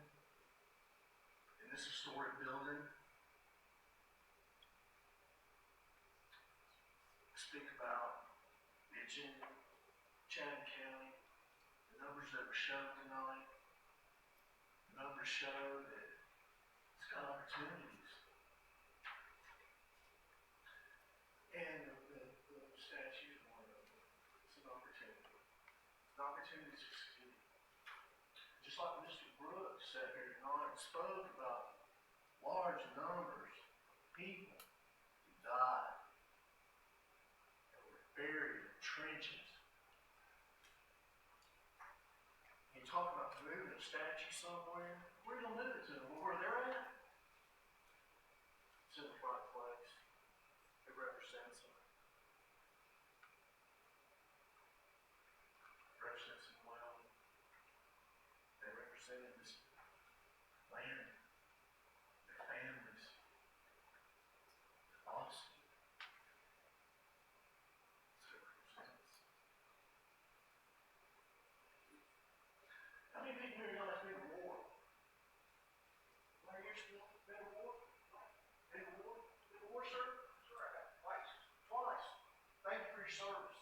Been a war? Thank you for your service. I don't want to lie. You don't? I don't want to lie. Yeah. Maybe we should write another one. Like, maybe the one that's there, remind us to people who served in war. There's not a lot of people who've been here that have been to war. Maybe if a few more have been to war, you'd understand the sacrifice. And carrying guns so that you might live.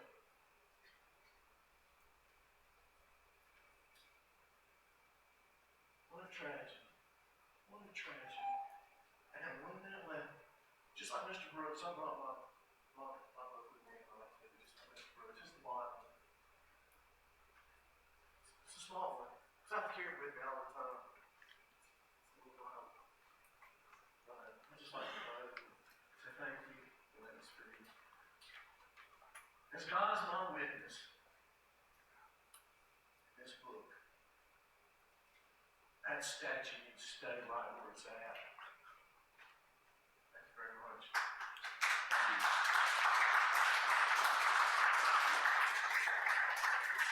We have no one else signed up to speak.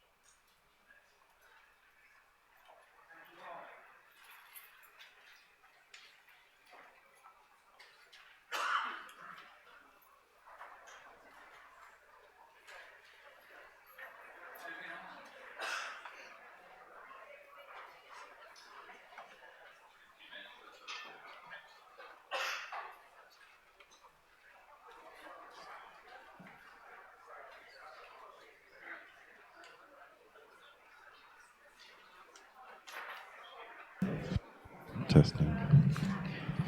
So folks, if you're still there, usually these live streams, I only have just a little bit of time, or 3 hours. It's been quite a long time.